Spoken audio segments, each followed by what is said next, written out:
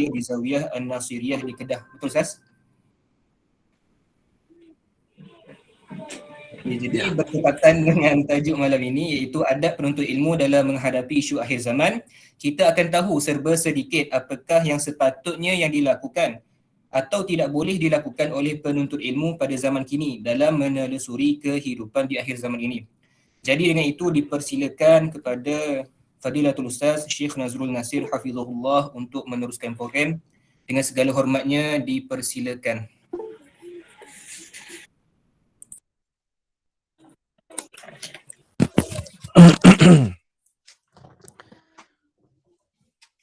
Assalamualaikum warahmatullahi wabarakatuh.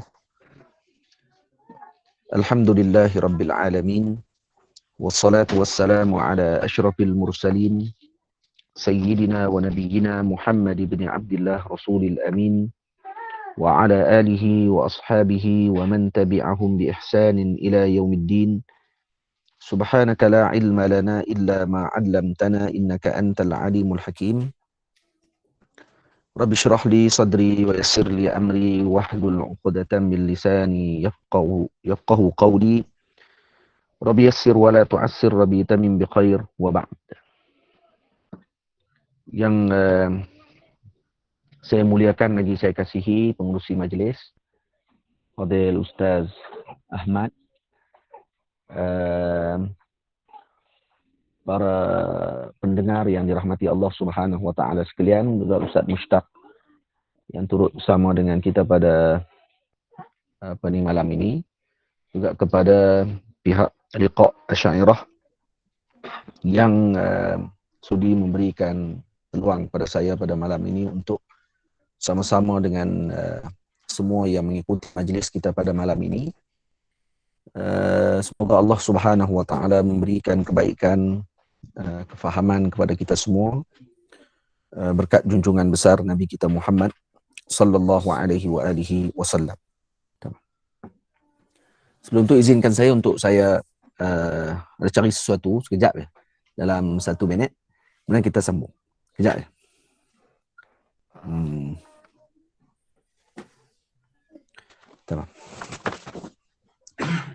Baik.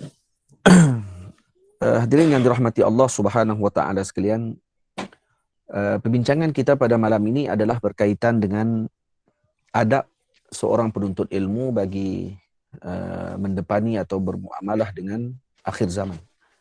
Dan perkara ini adalah perkara yang sangat penting untuk kita sama-sama mengambil perhatian agar kita tidak menjadi orang-orang yang terlibat di dalam fitnah, dan kita ingin mengikuti apa yang telah ditunjukkan oleh para salihin dan juga khususnya yang disebutkan oleh Sayyidina Rasul sallallahu alaihi wasallam tentang bagaimana dan apa sikap yang perlu kita ambil ketika mana berhadapan dengan akhir zaman.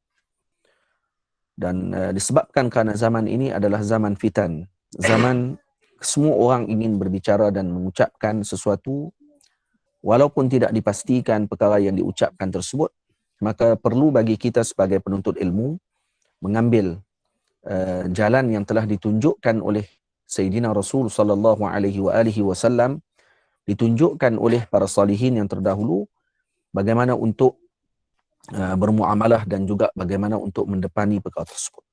Hadirin yang dirahmati Allah Subhanahu wa taala sekalian, saya ingin bacakan hadis yang telah diriwayatkan oleh Sayyidina Al-Imam Ahmad ibn Hanbal di dalam Musnad Al-Imam Ahmad berkenaan dengan saranan baginda Rasul sallallahu alaihi wasallam. Apa kata baginda Rasul? Disebutkan dalam Musnad Al-Imam Ahmad, qala haddatsana Abdus Samad qala haddatsana Ziyad bin Muslim Abu Umar qala haddatsana Abu al-Ash'ath As-San'ani qala ba'athana Yazid bin Muawiyah ila ibn Zubair falamma qadimtu al-Madinata daqaltu ala fulanin nasiya Ziyad ismahu. Jadi hadis ini diriwayatkan oleh Ziyad ibn Muslim Abu Umar. Beliau mengatakan bahawa Abu al-Ash'ath As-San'ani telah menyebutkan bahawa Yazid bin Muawiyah telah menghantarkan kami kepada Sayyidina Ibnu Zubair. Dan bila mana kami masuk ke bumi Madinah dan dakhaltu ala fulan, kami masuk bertemu dengan seorang lelaki yang mana Ziyad telah lupa akan nama lelaki tersebut. Faqala, maka kata yang meriwayatkan ini, innan nasa qad sana'u ma sana'u, sesungguhnya manusia telah melakukan apa yang mereka lakukan. Maksudnya ini zaman peperangan, berlakunya fitnah. Yang dimaksudkan dengan fitnah pada akhir zaman ini adalah dengan makna al-haraj. Al-haraj dengan maksud suqutud dam. Suqutud dam dengan makna al-qatl. Nah, maksudnya dengan makna pembunuhan demi pembunuhan yang berlaku. Maka bila disebut faqala innan nasa qad sana'u ma sana'u, manusia telah melakukan apa yang telah mereka lakukan. Fama tara, dan apa pandanganmu tentang perkara tersebut? Sebagian riwayat mengatakan ini adalah riwayat daripada Sayyidina Muhammad ibnu Maslamah al-Ansari radhiyallahu ta'ala anhu, dan pelbagai riwayat yang lain yang banyak lagi disebutkan di dalam hadis-hadis yang pelbagai. Disebutkan, faqala awsani qalili Abul Qasim. Awsani qalili Abul Qasimi sallallahu alaihi wasallam, telah mewasiat kepadaku khalili, kekasihku Abul Qasim, Nabi kita Muhammad sallallahu alaihi wa alihi wasallam, in adrakta syai'an min hadhihi al-fitan fa'mad ila Uhudin. Kata Nabi sallallahu alaihi wasallam, bila mana kamu bertemu dengan fitnah ini. Al-fitan dimaksudkan yang saya sebutkan tadi bimakna al-haraj. Al-haraj bimakna al-qatl.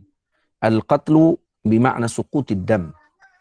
Maksudnya haraj ataupun harj, dan kemudian harj dengan makna al-qatl, pembunuhan, al-qatlu dengan makna suqutud dam, maksudnya gugurnya darah. Maka apa kata Rasulullah? Fa'mad ila Uhudin, maka kamu hendaklah pergi ke bukit Uhud. Maksudnya Uhud adalah jabal, maksudnya hendaklah kamu pergi ke bukit. Faksar bihi hadda sayfik, dan pecahkan ketajaman pedang. Maknanya jangan digunakan pedang untuk kamu membalas kembali perkara tersebut.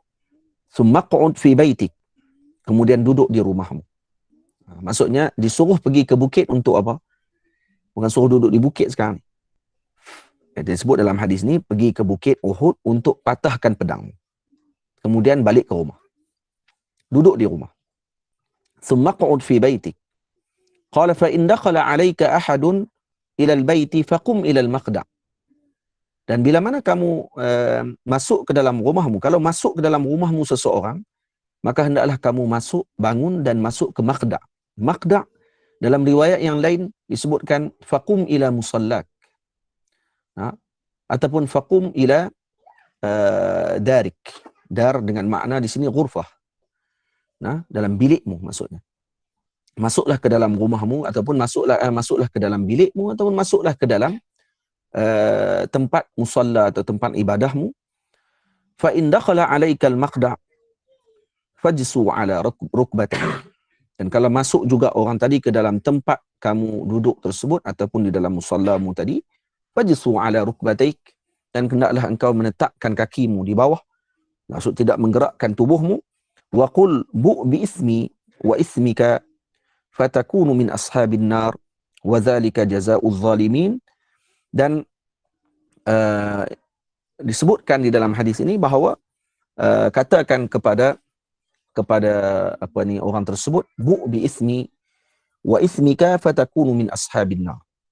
Jadi kalau kata kamu melakukan pembunuhan pada ketika tersebut, maka ini adalah keburukan, dosa, dan ini akan menyebabkan kamu masuk ke dalam neraka Allah Subhanahu wa taala. Dan hadis ini memberi faham kepada kita bahawa panduan yang ditunjukkan oleh baginda Rasul sallallahu alaihi wasallam tentang fitan adalah dengan melazimi al-bait, iaitu dengan maksud tidak membanyakkan pergerakan kita, malah berada di dalam kelompok kita, berada di dalam sesuatu yang ataupun kelompok yang mana tidak menyebarkan fitnah dan juga meluaskan lagi perkara tersebut. Hadirin yang dirahmati Allah Subhanahu wa taala sekalian. Ini panduan pertama yang disebutkan oleh baginda Rasul sallallahu alaihi wasallam. Nah, itu pada zaman ini, zaman yang merupakan ujian yang pelbagai. Nah, bila mana disebut dalam hadis ini dengan makna fitan, dengan makna al-harj, dengan makna al-qatl, iaitu maksudnya berlaku pembunuhan. Tapi sebelum berlakunya pembunuhan tersebut, ada perkara ataupun sesuatu yang menyampaikan kepada berlakunya fitnah tersebut dengan lebih meluas. Nah, iaitu apa yang kita lalui sekarang. Sebelum berlakunya pembunuhan ataupun berlakunya peperangan yang besar di antara umat Islam sendiri, maka perkara itu perlu untuk kita dapatkan panduan daripada para salihin, para awliya Allah Subhanahu wa taala, bagaimana untuk kita menghadapi perkara tersebut dan apa adab yang perlu kita lakukan untuk kita berhadapan dengan zaman itu. Maka perkara pertama yang disebutkan oleh Rasulullah, apa yang Nabi sebutkan tadi, yang Nabi kata, uq'ud fi baitik, duduk dulu. Jangan kamu gerakkan ataupun jangan kamu membanyakkan pergerakanmu pada ketika tersebut, terpengaruh dengan fitnah yang berlaku. Karena itu hadis yang disebutkan oleh Rasulullah sallallahu alaihi wasallam yang diriwayatkan oleh Sayyidina Uqbah ibn Amir radhiyallahu taala anhu, qultu ya Rasulullah, man najatu?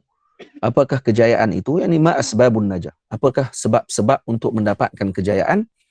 Qala amsik 'alaika lisanak. Pegang lidahmu, kata Rasulullah sallallahu alaihi wasallam. Maksudnya jaga lidahmu dengan baik. Wal yasa'ka baituk. Wal yasa'ka baituk dengan makna apa dia? Dengan makna mendiami rumahmu. Duduk di rumahmu. Jangan kamu keluar daripada rumahmu. Lazimi keluargamu, lazimi orang yang melazimimu. Wabki ala khati'atik, dan tangisilah dengan kesalahan yang kamu lakukan. Di sini hadis yang disebutkan oleh Sayyidina Uqbah ibn Amir radhiyallahu taala anhu ketika beliau bertanya kepada Sayyidina Rasul, bagaimana untuk mendapatkan kejayaan? Maka panduan yang disebutkan oleh baginda Rasul sallallahu alaihi wasallam dengan 3 perkara ini adalah perkara yang perlu kita lakukan dan adab yang perlu kita laksanakan sekarang. Yaitu yang pertama, amsik ala lisanik. Jaga lidah kita. Dalam riwayat yang lain disebut amlik ala lisanik. Yaitu kuasai lidahmu. Jangan lidahmu menguasaimu. Dan sekarang ni zaman maklumat yang pelbagai, disebut dengan suq maklumat. Pasar maklumat yang terpajang di depan kita dengan pelbagai maklumat, pelbagai perkara. Yang sehingga kita tidak jadikan ataupun kita tidak dapat pastikan mana yang benar, mana yang tidak benar. Baik, bagaimana kita menilai perkara tersebut? Maka perlu kepada panduan. Maka kata para ulama, jadikan manhajmu seperti mana apa yang dilakukan oleh Sayyidina Sulaiman alaihi salam terhadap burung hudhud.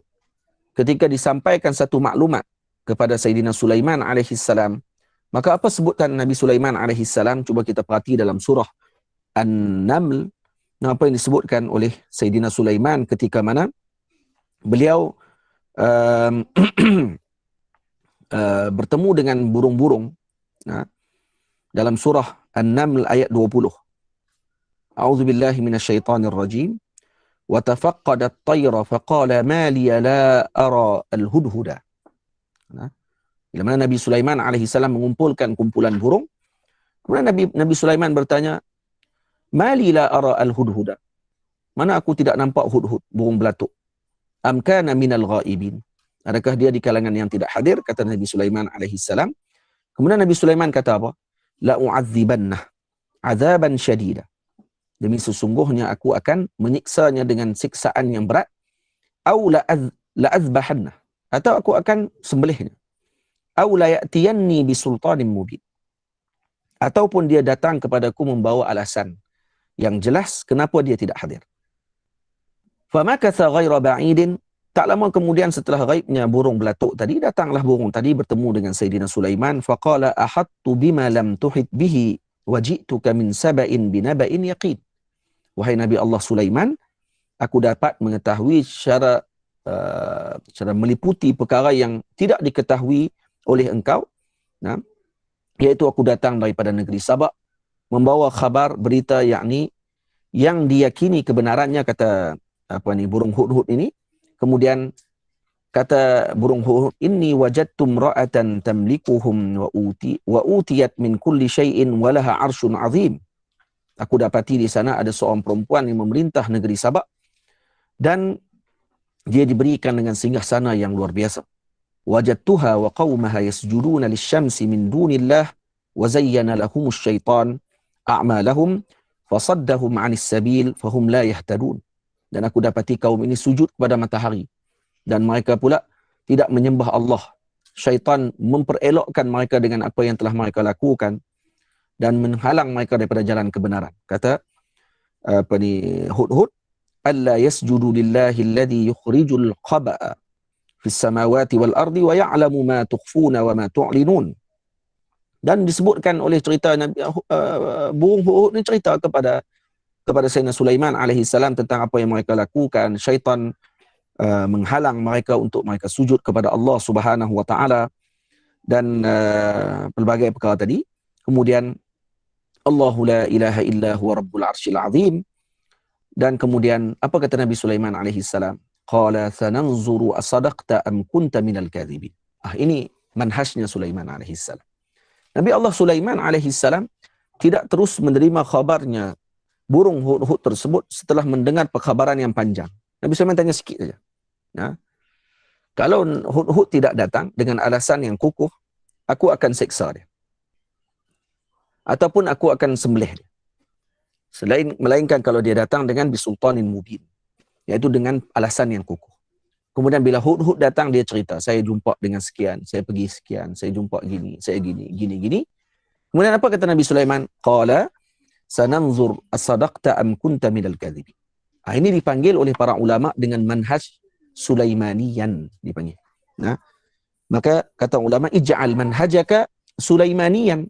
Pada akhir zaman ini yang patut kita lakukan. Jadikan manhajmu manhaj Sulaimani, iaitu Nabi Allah Sulaiman alaihi salam, seperti yang disebutkan di dalam surah An-Naml ayat 20 sampai 27, sananzur asadaqta am kunta minal kadhibin.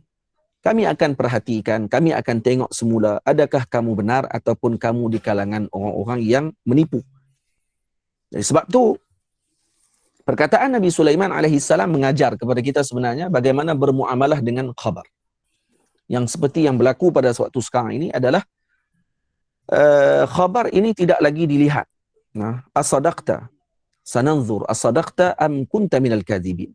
Sebaliknya diterima bulat-bulat, dipakai dan tidak diberikan perhatian seperti mana yang diberikan pandangan oleh baginda Rasul sallallahu alaihi wasallam, yang disebutkan oleh baginda Nabi dengan panduannya, yaitu apa kata Nabi sallallahu alaihi wasallam, kafa bil mar'i kadhiban an yuhadditha bi kulli ma yasma'. Dan dalam sebahagian disebut wa kafa bil mar'i kadhiban an yanshura bi kulli ma yasma'. Cukup seorang tadi dikira menipu ketika mana dia menyampaikan apa sahaja yang dia dengar. Cukup seorang tu dikira menipu dengan ketika mana dia menyebarkan apa sahaja yang dia dengar. Maka Al-Imam An-Nawawi rahimahullahu ta'ala menjawab ataupun mensyarahkan hadis ini. Kata beliau, idza haddathta bi kulli ma sami'ta. Kalau kamu ceritakan dengan semua perkara yang kamu dengar, saufa taqa' fil kadhibi syi'ta aw aba. Kamu pasti akan berada ataupun terjerumus ke dalam pembohongan sama ada kamu inginkan ataupun kamu tidak inginkan. Jadi orang yang bercerita semua benda yang dia dengar, semua benda yang dia dapatkan maklumat tadi daripada siapa pun dia tidak ketahui, maka mereka ini akan terjerumus ke dalam lembah pembohongan syi'ta au aba. Jadi sama ada kamu inginkan ataupun kamu tidak inginkan, kamu pasti akan terkena dengan perkara tersebut. Karena baginda Nabi dah sebut, kafa bil mar'i kadziban an yuhadditha bi kulli ma yasma'. Jadi ini kena hati-hati. Dan apa patut kita lakukan pada waktu sekarang ini? Mengambil manhajnya as-samt. Manhaj diam itu lebih utama. Man samata naja. Siapa yang diam pada waktu sekarang ini, inilah orang-orang yang akan diberikan kejayaan oleh Allah Subhanahu wa taala. Jadi kalau kita perhati perkara-perkara yang berlaku kerosakan dan juga perpecahan di kalangan umat baginda Rasul sallallahu alaihi wasallam, khususnya di tempat kita, di negara kita dan juga di mana-mana negara sekalipun, adalah ketika mana berlakunya al-intishar ataupun penyebaran maklumat yang tidak terkawal.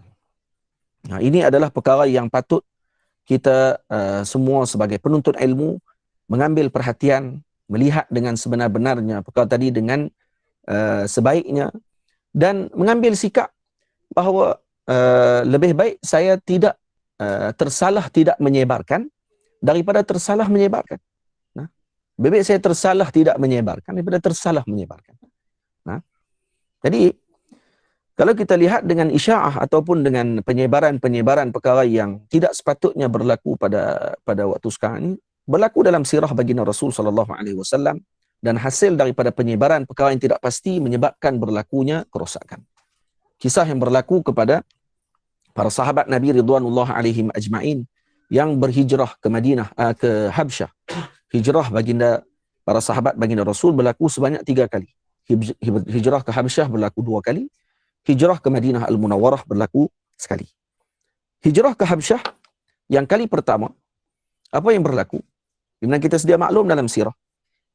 Nah, setelah mana para sahabat seperti Sayyidina Utsman ibn Affan radhiyallahu taala anhu, menantu baginda Rasul sallallahu alaihi wasallam, Dzunnurain, sahabat yang agung, pergi ke Madinah Al-Munawwarah, ke Habsyah. Setelah mana mereka berada di sana beberapa bulan, akhirnya dapat berita kata seluruh umat yang berada di Makkah telah masuk Islam. Dan isya'ah ini atau berita yang tersebar tersebut sampai ke Habsyah dan menyebabkan para sahabat kembali semula ke Makkah Al-Mukarramah tanpa melihat terlebih dahulu tentang berita tersebut, dan akhirnya apa yang berlaku, rupanya cerita tadi adalah havoc, cuma cerita bohong sahaja, dan para sahabat mendapatkan semakin berat ujian pada ketika tersebut, dikoyak kulit-kulit mereka, disiksa mereka dengan siksaan yang berat. Hanya kenapa? Hanya kerana isya'ah. Hanya kerana berita yang disebarkan tadi tidak pasti. Yang kedua berlaku kepada Sayyidina Nabi sallallahu alaihi wasallam ketika mana Sayyidatuna Aisyah radhiyallahu taala anha dituduh dengan tuduhan yang berat. Seorang di kalangan kita kalau dituduh dengan tuduhan yang sedemikian, rasanya sudah tak mampu untuk keluar pergi ke jalan raya. Temu dengan orang ramai pun tak akan mampu. Nah, kalau kita keluar dituduh kata ini isterinya berzina, ini isterinya main kayu tiga, ini isterinya kata-kata. Apa perasaan kita pada ketika tersebut? Dan ini diuji kepada baginda Rasul sallallahu alaihi wasallam. Dan dari mana datangnya perkara tersebut? Dari isya'ah, daripada pemberitaan ataupun daripada penyebaran berita yang tidak pasti. Dan siapa ketuanya? Abdullah bin Ubay bin Salul. Jadi kita sedia maklum bahawa isya'ah ataupun berita-berita bohong yang berlaku sejak daripada zaman berzaman adalah dilakukan oleh kelompok yang sedemikian, yang tidak dipastikan siapa kepalanya, tidak dipastikan siapa yang menjadi ekornya, dan akhirnya berita tadi sampai ke setiap rumah di kalangan umat Islam. Dan ini sepatutnya perkara yang perlu kita beri perhatian pada akhir zaman ini, dan berlaku kembali perkara tersebut dengan ketakutan-ketakutan yang disampaikan kepada umat baginda Rasul sallallahu alaihi wasallam, dengan perkara-perkara yang tidak dipastikan kemudian disebarkan kepada seluruh umat baginda Rasul sallallahu alaihi wasallam. Dan ini adalah perkara yang tidak ditunjukkan, perkara yang tidak diberikan panduan oleh baginda Rasul sallallahu alaihi wasallam. Sebaliknya, apa yang perlu kita lakukan seperti mana yang telah disebutkan oleh Sayyidina Rasul sallallahu alaihi wasallam ketika peperangan Khandaq. Ini akhlak yang kedua yang perlu diambil oleh para penuntut ilmu. Ketika mana para sahabat mengorek Khandaq ataupun parit yang besar. Ketika peperangan Khandaq atau peperangan Ahzab, apa yang berlaku? Ada satu batu yang besar yang berada di tengah-tengah Khandaq tersebut yang tidak mampu diangkat dan dipecahkan oleh siapapun. Dan ketika Nabi sallallahu alaihi wasallam memecahkan batu tersebut dengan sekali hentakan, baginda Rasul sallallahu alaihi wasallam mengatakan, "Absyir, berita gembira kepada kalian semua bahawa nanti akan diberi pembukaan di kota Syam, akan dibuka kota Parsi, akan dibuka ini." Nabi sebutkan begitu. Dan para sahabat heran pada ketika tersebut. Kata para sahabat, bagaimana Nabi masih lagi memberikan berita gembira kepada kami, sedangkan kami nak berak pun tak tahu kat mana. Nak berak tak tahu tak mana tu makna daripada kami dah takut, nak berak pun takut nak pergi. Takut musuh ada di sini, takut musuh ada di sini. Tetapi Nabi masih lagi optimis dengan memberikan berita gembira pada ketika tersebut. Ini manhajnya Rasul sallallahu alaihi wasallam, iaitu manhaj memberikan berita gembira kepada para sahabat ketika tersebut, kepada umat baginda Rasul sallallahu alaihi wasallam, dan bukan memberikan ketakutan semata-mata dalam keadaan umat ketakutan. Sebab tu orang yang biasa menakutkan orang ketika mana dia di zaman yang tidak ketakutan, maka dia akan biasa dengan keadaan tersebut ketika zaman ketakutan. Dia tak akan mampu menjadi orang yang mampu memberikan berita gembira kepada orang lain. Cuba lihat apa yang disebutkan oleh baginda Rasul sallallahu alaihi wasallam ketika Nabi kata abshir. Apa kata Sayyidina Abu Bakar radhiyallahu taala anhu, mithluka la tubashshir illa bi khairin. Sepertimu ya Rasulullah tidak akan memberikan berita gembira melainkan dengan kebaikan. Maknanya yang kamu sampaikan ini ya Rasulullah pasti benda ini benar dan kebaikan kepadanya. Karena ada abshir dengan makna berita gembira dengan maksud yang tidak baik. Tapi di sini kata Sayyidina Abu Bakar, mithluka la tubashshir illa bi khairin. Ini berlaku ketika mana Nabi sallallahu alaihi wasallam mendengar khabar bahawa Bani Quraidah, kalau kita perhati dalam sirah, Nabi SAW melaksanakan khandak bentuknya seperti busur panah. Begitu. Jadi busur, di hujung ni adalah Bani Quraidah. Dan Nabi SAW telah melakukan perjanjian baru pada ketika itu, ataupun menguatkan lagi perjanjian dengan Bani Quraidah agar mereka tidak melanggar perjanjian tersebut. Karena kalau mereka melanggar perjanjian, maka musuh boleh masuk melalui Bani Quraidah untuk masuk ke Madinah. Maknanya daripada hafrul khandaq, maksudnya dibuat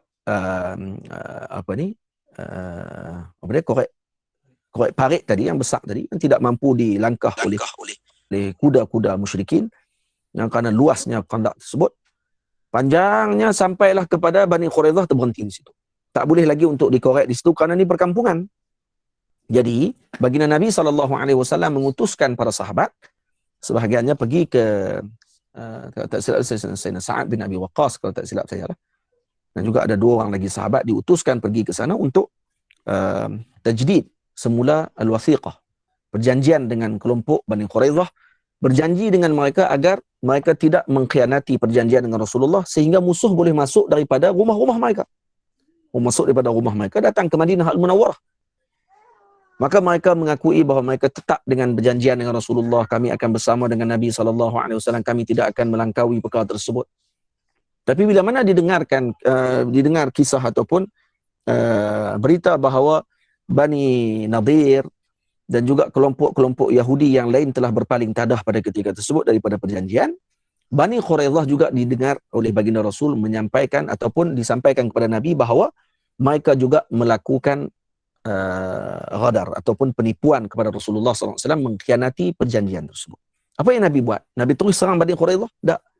Nabi hantar 3 orang sahabat tersebut pergi ke Bani Quraidah untuk melihat dengan sebagai mata-mata untuk mendengar berita tadi adakah benar ataupun tidak. Dan ketika mana para sahabat balik, mereka mengatakan bahawa ya, berita tadi benar. Yahudi Bani Quraidah telah berpaling tadah daripada perjanjian dengan baginda Rasul SAW. Dan apa tindakan Nabi SAW? Nabi diam pada ketika tersebut dan Nabi menutupkan kepala dengan serban Nabi SAW. Nabi menutupkan kepala Nabi. Seolah Nabi dalam keadaan khulwah. Dipanggil dalam istilah sufi, dipanggil khulwatus sur. Istilah sufi dipanggil khulwah sughra. Ditutupkan kepala Nabi dengan kain. Kemudian tak lama kemudian Nabi buka kembali dan Nabi tersenyum dengan gembira dan Nabi kata, abshir. Berita gembira kepada kalian akan diberikan pembukaan kota ini, sekian. Dan kemudian Nabi kata apa kepada para sahabat? Jangan disebarkan berita ini. Cukup diketahui oleh kita saja. Maknanya Nabi SAW mengambil sikap tidak menakutkan para sahabat yang lain ketika waktu berlakunya al-fitan. Berlakunya kekacauan pada ketika tersebut. Nak berlaku perang. Apa yang patut dilakukan pada tersebut? Patutnya ketika mana berlaku peristiwa yang macam tu, kita memberikan ketenangan kepada rakyat, kepada umat. Bukan menakut-nakutkan mereka dengan perkara-perkara yang tidak pasti. Ini perkara yang pasti. Nabi SAW dah pastikan bahawa mereka telah melakukan pengkhianatan. Itu pun yang mengetahui peristiwa tersebut hanya baginda Nabi dan beberapa orang sahabat yang telah diutus oleh baginda Rasul SAW. Sebaliknya, baginda Nabi memberikan berita gembira dengan pembukaan yang besar yang akan diberikan kepada umat Islam setelah itu. Ini sikapnya. yang perlu kita ambil sebagai umat baginda Rasul sallallahu alaihi wasallam, sebagai orang yang ingin mengikuti manhajnya baginda Rasul sallallahu alaihi wasallam, lakukan sedemikian. Iaitu menjadi orang yang optimis dengan kebaikan. Menjadi orang yang sentiasa ingin memberikan berita gembira kepada umat dan tidak menyibukkan diri kita dengan melakukan ataupun menyebarkan berita-berita yang tidak pasti. Karena itu yang perlu kita lakukan pada akhir zaman ini adalah menjauhi kelompok yang gemar menakutkan umat Nabi sallallahu alaihi wasallam. Tinggalkan laman-laman, Telegram, Facebook, grup dan sebagainya yang sering menyebarkan fitnah dan menyebarkan ketakutan kepada umat Nabi Muhammad sallallahu alaihi wasallam yang tidak dipastikan dari mana mereka ambil sumber tersebut. Hanya sekadar ambilan daripada fulan, ilan, an yang tidak dipastikan daripada mana datangnya sandaran tersebut, disebarkan kita kepada kaum keluarga kita, menyebarkan ketakutan kepada mereka dan akhirnya menyebabkan umat ini tidak stabil. Dan ini tidak dianjurkan oleh baginda Rasul dan tidak disebutkan dalam sirah baginda Rasul tentang apa yang mereka lakukan sekarang. Karena itu ini yang diinginkan sebenarnya oleh golongan yang ingin melihat umat Nabi Muhammad sallallahu alaihi wasallam dalam ketakutan. Sepatutnya bagi kita sebagai penuntut ilmu, orang yang mempelajari ilmu agama Allah Subhanahu wa taala, kena reti dalam bahagian tersebut. Ini tidak kita juga terpengaruh dengan perkara tadi. Malah lebih hebat lagi, kita juga mengangkat pedang, melawan dengan para alim ulama, melawan dengan para ilmuwan yang mana ingin memberikan dan juga memberikan petunjuk kepada umat Nabi Muhammad sallallahu alaihi wasallam dengan kebaikan. Dituduh mereka ini adalah ejen, dituduh mereka ini sebagai orang-orang yang terpengaruh dengan fahaman dan sebagainya yang dibawa oleh kelompok barat. Maka ini adalah perkara yang diinginkan sebenarnya oleh kelompok tersebut. Tamam? Jadi dua perkara yang telah kita sampaikan tadi, iaitu yang pertama, tiga perkara dah sebenarnya. Yang pertama, pada zaman fitnah ini adab bagi penuntut ilmu adalah uqud, duduk, diam, jangan terlibat dengan fitnah. Yang kedua adalah dengan kita mengambil manhajnya Nabi Allah Sulaiman alaihi salam, iaitu dengan kita mengambil kira terlebih dahulu berita yang akan disampaikan tadi, sama ada benar ataupun tidak. Sananzur as-sadaqta am kunta minal kadhibin. Yang ketiga, iaitu kita cukupkan untuk menjadi orang-orang yang menjadi penyampai berita kebaikan kepada umat, bukan menyampaikan berita ketakutan yang tidak pasti kepada umat Nabi Muhammad sallallahu alaihi wasallam. Dan yang keempat, kita hendaklah menjadi kelompok yang mana sering ataupun mengambil contoh yang telah ditunjukkan oleh baginda Rasul sallallahu alaihi wasallam, contoh yang ditunjukkan oleh Al-Quranul Karim di dalam surah Al-Kahfi, yaitu para ashabul kahfi yang telah ditidurkan oleh Allah Subhanahu wa taala di dalam gua karena lari daripada fitnah pada zamannya.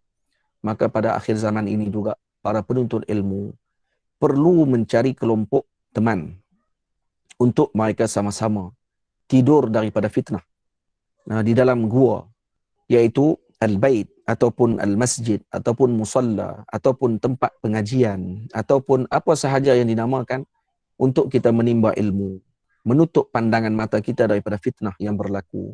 Bukan bermaksud tidak mengambil tahu, tapi tidak terjerumus ke dalam fitnah tersebut, malah menjadikan ianya sebagai sempadan kepada kita agar kita tidak terlajak masuk ke dalam fitnah, seperti mana yang dipesan oleh Nabi, uqud fi baitik, duduk di rumahmu. Jangan kamu melangkahi perkara tersebut sehingga menyebabkan kamu terjerumus ke dalam fitnah seperti mana yang berlaku kepada sebahagian orang pada zaman ini. Maka perlu kita ikuti saranan tersebut untuk kita selamat pada akhir zaman.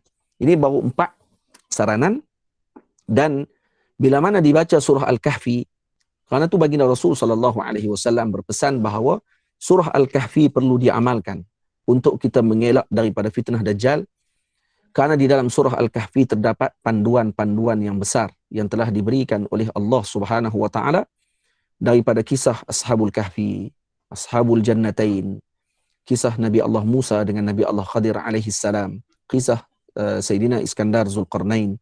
4 perkara ini iaitu bermula dengan 7 orang yang ingin lari daripada fitnah, yang mana anjing Ashabul Kahfi iaitu Qitmir juga terlibat dalam pelarian tersebut, membantu menjaga 7 orang Ashabul Kahfi ini. Akhirnya dia juga dimasukkan oleh Allah ke dalam syurga Allah Ta'ala. Kenapa? Karena bibarakati suhbatis salihin. Dengan berkat dia berteman dengan orang-orang saleh. Walaupun dia bukanlah manusia, walaupun dia bukanlah makhluk yang berakal, tetapi dimuliakan oleh Allah Ta'ala, dijadikan Qitmir salah satu daripada makhluk Allah Ta'ala di kalangan binatang yang masuk ke dalam syurga Allah Ta'ala. Walau kita sedia maklum, binatang akan dihapuskan dan juga dihancurkan mereka menjadi tanah setelah mana mereka membalas sesama sendiri di akhirat kelak. Tapi anjing Ashabul Kahfi Qitmir antara yang diizinkan oleh Allah Ta'ala, diberi anugerah masuk ke dalam syurga Allah Ta'ala. Kenapa? Karena bersuhbah dengan salihin. Begitu juga dengan semutnya Nabi Allah Sulaiman alaihissalam, yang beradabnya dengan Nabi Allah Sulaiman alaihissalam, menyeru kepada kaumnya untuk masuk ke dalam sarang mereka agar tidak dipijak oleh akabir, oleh orang-orang yang besar. Wahum la yash'urun. Dan dia tidak salahkan mereka, tidak disalahkan kepada akabir. Sebaliknya disalahkan kepada semut-semut yang kecil. Karena kamu kecil, mereka tak nampak, maka mereka akan terpijak kamu dan mereka tidak sedar.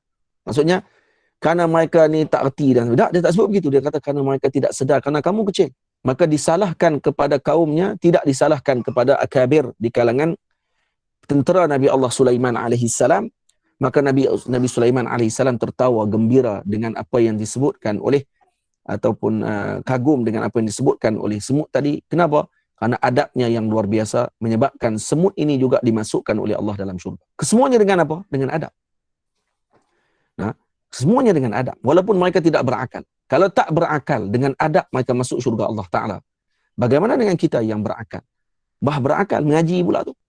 Nah, tapi kalau kita mudah untuk terpengaruh dengan kelompok yang menyebarkan sesuatu yang tidak ada sandarannya, tidak ada hujung pangkalnya, tidak ada hitam putihnya, kemudian kita terus mempercayai kisah-kisah yang mereka sampaikan tersebut tanpa merujuk kembali kepada para alim ulama, para salihin yang diberikan oleh Allah Ta'ala dengan panduan ma'rifah, maka kita telah tersilap jalan dan kita perlulah kembali semula dan membawa orang-orang yang telah terlajak ini kepada jalan Allah Subhanahu Wa Ta'ala seperti panduan yang telah disebutkan oleh baginda Rasul sallallahu alaihi wasallam dan para salihin yang terdahulu.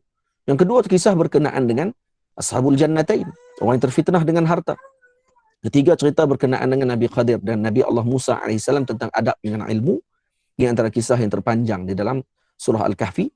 Dan kemudian yang keempat berkenaan dengan Iskandar Zulkarnain, iaitu berkenaan dengan pemerintahan dan bagaimana pemerintahan yang sepatutnya dilakukan, dipandukan di dalam surah Al-Kahfi. Kalau keempat perkara ini dalam semua kelompok pemudanya, orang yang punya hartanya, orang yang punya ilmu dan muridnya, orang yang mempunyai pemerintahan, mengikuti manhaj yang disebutkan di dalam surah Al-Kahfi, maka insya Allah akan diselamatkan daripada fitnah Dajjal. Tetapi kalau tidak diraikan keempat kelompok ini dengan apa yang telah ditunjukkan oleh Allah di dalam surah Al-Kahfi, maka tidak akan selamat daripada fitnah Dajjal. Dan kalaulah Dajjal datang dalam rupa paras yang dikenali oleh semua kelompok, maka tak dinamakan fitnah pada ketika itu.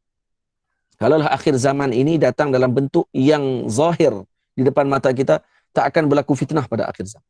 Tak dinamakan fitnah. Kerana al-fitan dengan makna ujian, untuk diasingkan mana yang betul, mana yang tidak betul. Itu disebutkan fatantuz zahab, dengan makna dileburkan zahab, api, emas di dalam api untuk diasingkan di antara emas dengan benda asing yang berada di dalam emas tersebut. Maka proses tersebut dipanggil al-fitan. Jadi fitnah adalah proses untuk mengasingkan mana yang betul, mana tidak betul. Ya. Maka bagaimana sikap kita pada ketika zaman dukhan, zaman berlakunya kekaburan, tentang mana yang tepat, mana tidak tepat. Jangan hanya dibaca satu sudut saja hadis Rasulullah SAW tentang apa yang Nabi sebutkan, tanda-tanda dan sebagainya, tanpa mengambil kira tentang apa yang perlu dilakukan ketika zaman itu. Seperti mana yang ditunjukkan secara jelas oleh baginda Rasul, bahawa baginda Nabi menyuruh agar kita berdiam diri pada ketika tersebut, tidak memberikan komentar sesuka hati, dan juga mengkaji terlebih dahulu perkara yang ingin disampaikan, dan menjadi orang yang sentiasa ingin optimis dengan kebaikan kepada umat Nabi Muhammad, menyampaikan berita gembira kepada umat Nabi Muhammad, tidak menyebarkan havoc dan ketakutan kepada umat Nabi Muhammad sallallahu alaihi wasallam. Jadi saya kira ini poin penting yang saya sampaikan pada malam ini, dan saya buka lebih kepada perbincangan untuk kita bincang sama-sama. Kalau ada soalan, kalau ada apa yang perlu kita perjelaskan, maka kita sembang sama-sama di sinilah. Ataupun kita sama-sama kongsi di sini dengan apa yang sepatutnya kita kongsikan. Jadi saya buka kembali kepada pengurusi majlis. Okey, jadi siapa ada sebarang soalan boleh ajukan secara terus kepada Fadilatul Ustaz, ataupun kalau segan tak nak ajukan terus boleh tulis ataupun type di ruangan chat. Sebab ruangan chat box dah dibuka.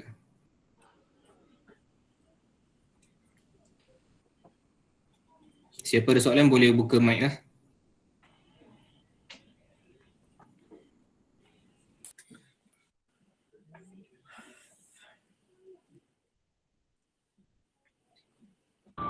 Assalamualaikum Ustazina. Maaf bertanya, ada soalan nak memberi nasihat kepada orang lain, terutamanya kita kongsi di Facebook ataupun mana-mana media sosial. Ada kalanya kalau kita memberi nasihat itu, kadang-kadang nasihat itu orang lain ataupun kepada manhaj kita sendiri. Jadi macam mana tu Ustazina? Sekali lagi Ustaz Mushtaq, tak dengar. Tak jelas, belakang tu terputus. Contoh kalau macam kita nak kongsi nasihat ataupun kebaikan dekat mana-mana media sosial, tetapi kadang-kadang nasihat tu membawa fitnah kepada kita dengan terhadap guru-guru kita juga. Jadi macam mana kita nak berkongsi saja tu macam mana? Yang ni disebutkan dalam hadis Nabi SAW, seperti mana yang disyarahkan oleh Al-Imam Al-Jurdani radhiyallahu taala anhu dalam Jawahir Lu'lu'iyah, tentang berkenaan dengan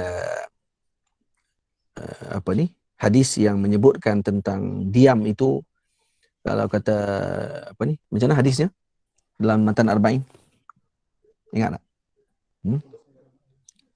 Falyaqul khairan aw liyasmut. Katakan yang baik, ataupun kalau tidak boleh katakan yang baik maka diam. Falyaqul khairan aw liyasmut. Tengah Nabi sebut kata falyaqul khairan. Syarat untuk kita mengucapkan ataupun menyampaikan sesuatu, yang pertama kita kena pastikan bahawa ianya adalah total kebaikan. Itu yang pertama. Yang kedua, kalau kata yang kita sampaikan tersebut adalah perkara yang baina-baina, kemungkinan ada kebaikan dan boleh jadi akan berlaku fitnah, maka sebaiknya pada ketika tersebut adalah kita tidak menyampaikan perkara tadi untuk mengelakkan daripada fitnah. Yang ketiga, perkara yang akan disampaikan tadi memang berlakunya keburukan ataupun fitnah, maka ini tidak dibenarkan untuk disampaikan. Sebab tu kerana itu disebutkan di dalam kalam Sayyidina Ali karamallahu wajhah, apa dia kata beliau?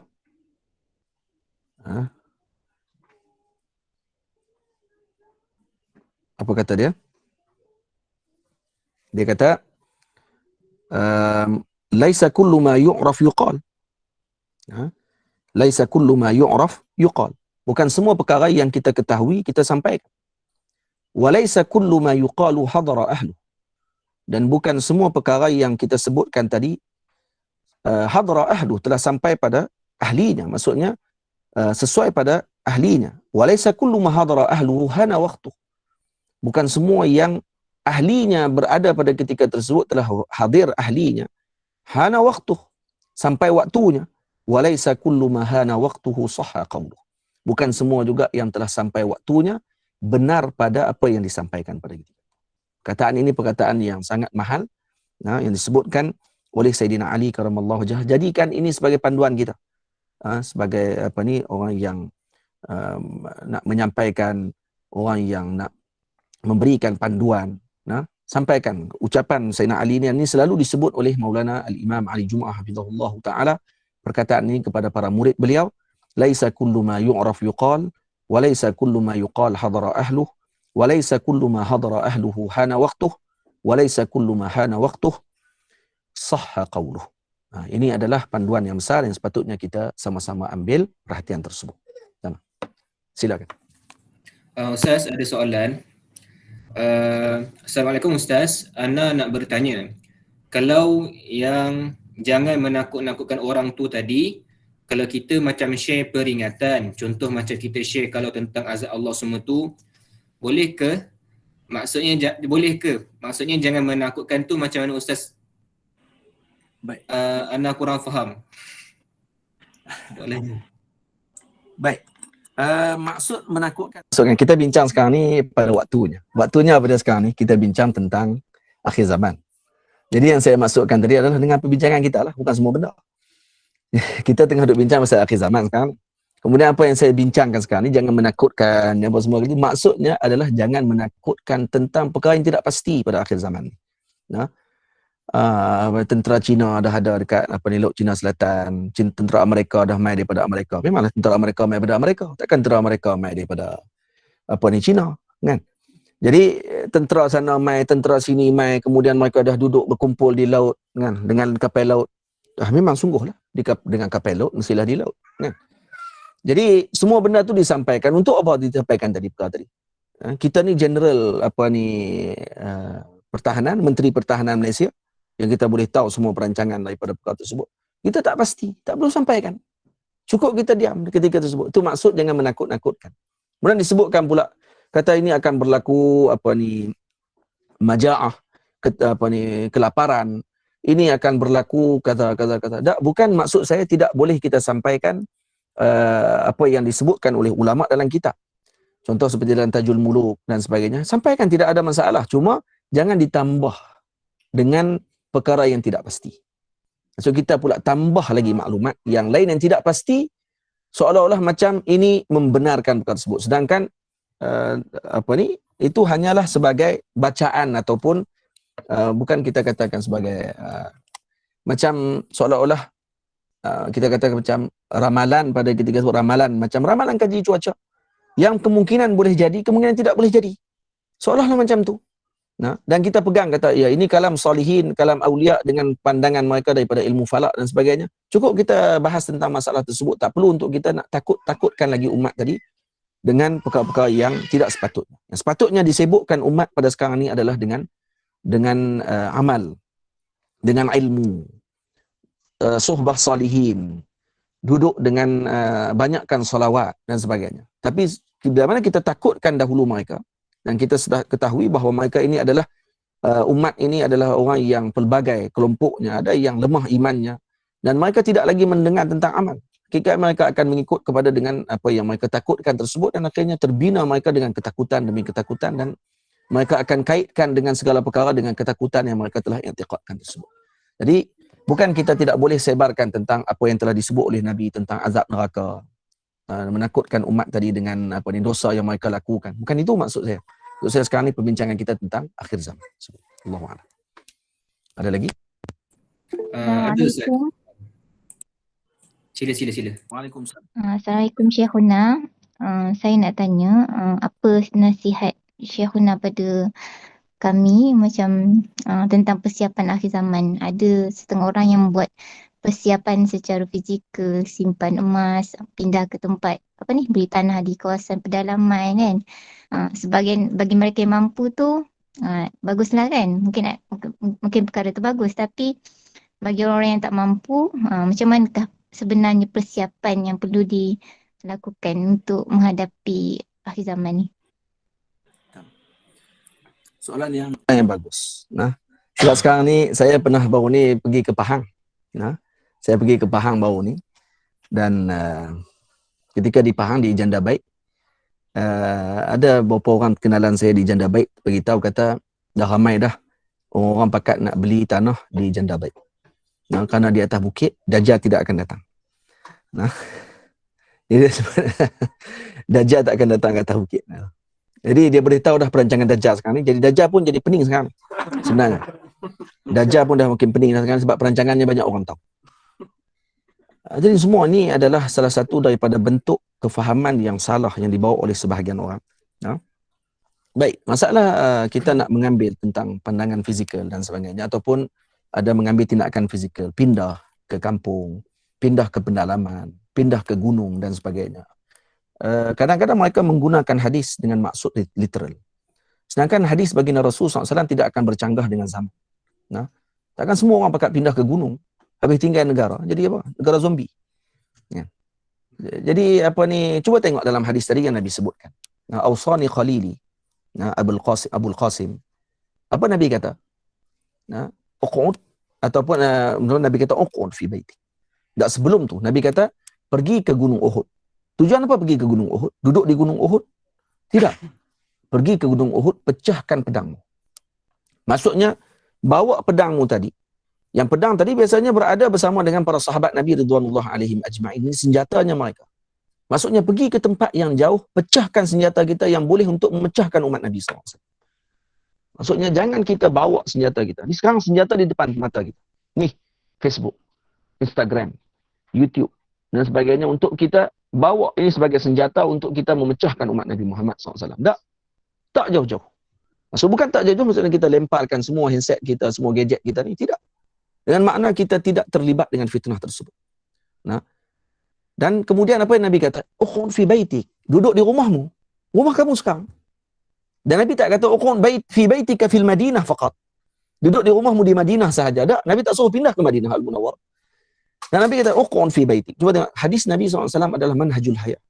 Manhaj kehidupan sebenarnya untuk semua umat Nabi Muhammad SAW. Kamu duduk di mana sekalipun. Ukhun fi baitik. Duduk di rumahmu. Maksud duduk di rumah kamu apa dia? Kamu tidak melibatkan dirimu dengan fitnah. Kamu duduk dengan ilzam ahli baitik. Duduk lazim dengan ahli keluarga. Duduk lazim dengan keadaan muskam. Dalam khalwahmu. Kata Maulana Syekh Ali Jum'ah hafizahullah ta'ala, melazimi khalwahmu. Melazimi tempat ibadahmu. Agar kamu tidak terlibat dengan apa yang mereka lakukan. Fitnah-fitnah yang mereka bawa. Jadi ini adalah panduan yang sepatutnya diambil perhatian oleh para penuntut ilmu. Masalah menyediakan dengan perkara yang berkait dengan fizikal. Ini sebenarnya masih lagi, kalau kita lihat, baginda Nabi sendiri tidak menunjukkan contoh tersebut untuk menyiapkan dengan fizikal semata-mata. Nabi bukan ketika sebelum wafat, kalau Nabi dah tahu Nabi akan wafat pada umur 63 tahun. Tapi Nabi tidak menyiapkan pada ahli keluarga Nabi untuk hidup selama 100 tahun. Disiapkan makanan banyak semua. Nabi cuma menggadaikan baju perang Nabi SAW. Dan kemudian disiapkan untuk ahli keluarga Nabi dalam tempoh yang tertentu sahaja. Sebelum Nabi wafat. Kalau kata Nabi nak siapkan, lebih dahulu Nabi akan siapkan mungkin sebesar gunung Uhud gandum untuk isteri-isteri baginda Rasulullah SAW. Tapi Nabi tak lakukan begitu. Apa yang Nabi pesan kepada ahli keluarga Rasulullah? Semua dengan amal. Karena amal akan menyebitkan barakah. Dan juga amal nanti yang akan datang qanaah dalam hati seorang tersebut, dan dia tidak akan melihat kepada material semata-mata. Mengajar umat untuk menyiapkan material. Nanti akan mengajar umat juga untuk menjadi orang-orang yang bersifat dengan ihtiqar. Mereka akan simpan barang, meninggikan pula harga barang untuk umat Nabi Muhammad SAW. Kan rosak nanti umat Nabi Muhammad. Berah disimpan oleh peniaga-peniaga. Dan sampai waktu mereka akan naikkan harga dengan tinggi dan akhirnya akan merosakkan umat Nabi Muhammad SAW. Dengan harapan, kata mereka, kami dah simpan dulu. Kami pun nak simpan juga, tapi dah kamu nak, maka iyalah untuk mereka nak meninggikan harga barang dan sebagainya. Jadi ini sebenarnya sikap yang tidak baik yang kadang-kadang ditunjukkan oleh sebahagian kita ketika mana menyampaikan kepada umat Nabi Muhammad untuk simpan barang banyak-banyak, bubuh petrol minyak ni bagi banyak-banyak. Kereta ada satu yang nak bubuh tahu mana tu. Kereta satu pakat duk havoc masalah pandemik apa ni? Apa tu? Tadi baru duk havoc tadi. So bubuh minyak semua bagi penuh kereta. Beratok siap-siap buah minyak kerana nanti tidak akan ada minyak. Bukan beberapa bulan nanti siapkan lilin-lilin. Cerita macam-macam. Pakat beli lilin, pakat habis semua sekali. Jadi kita bila baca balik kita kata, Allah, yang tulis tu dah tak cerdik. Yang percaya lagi hebat. Hak percaya tu yang hebat tu. Kita heran yang percaya. Akhirnya akan jadi rosak. Kerana apa? Kerana mereka akan gembira. Dah ada orang ambil ni peluang untuk jadi kegembiraan dia. Dia sonok bila orang takut. Ada orang macam tu. Kita tulislah satu, bagi orang pakat takut, orang pakat share banyak-banyak. Lepas tu jadikan page kita ni page perniagaan. Niaga apa tu? Macam-macam sekarang ni, orang panggil apa? Taktik untuk nak melariskan dan sebagainya. Akhirnya orang panggil apa? Menakutkan umat Nabi Muhammad sallallahu alaihi wasallam. Jadi apa yang patut kita lakukan? Kita tengok. Umat Nabi Allah Musa alaihi salam, ketika umat Nabi Allah Muhammad sallallahu alaihi wasallam ketika mana akhir zaman nanti, mereka akan berada di Baitul Maqdis, dan ketika di Baitul Maqdis tidak ada makanan pada ketika tersebut. Nah, umat pada waktu itu tak tahukah kata akan berlakunya peperangan. Kita tahu semua benda itu akan berlaku. Tapi apa yang dituntut kepada kita? Mengumpul makanan banyak-banyak? Tak. Mereka akan banyak berzikir dengan ya Allah, Allah, Allah, Allah. Banyak zikir. Maknanya apa dia? Kalau mereka bukan ahli zikir, mereka tak akan mampu bertahan pada ketika tersebut untuk melazimi zikir dan diberikan kekenyangan oleh Allah Ta'ala dengan berkat zikir tersebut. Maka sepatutnya kita ambil kembali, bukan mengikuti dengan apa yang dipandukan oleh orang yang suka menakutkan umat Nabi Muhammad sallallahu alaihi wasallam. Silakan. Ada lagi? Siapa ada soalan? Boleh ajukan dahulu. Bismillahirrahmanirrahim. Bismillah. Bismillahirrahmanirrahim, Ustaz.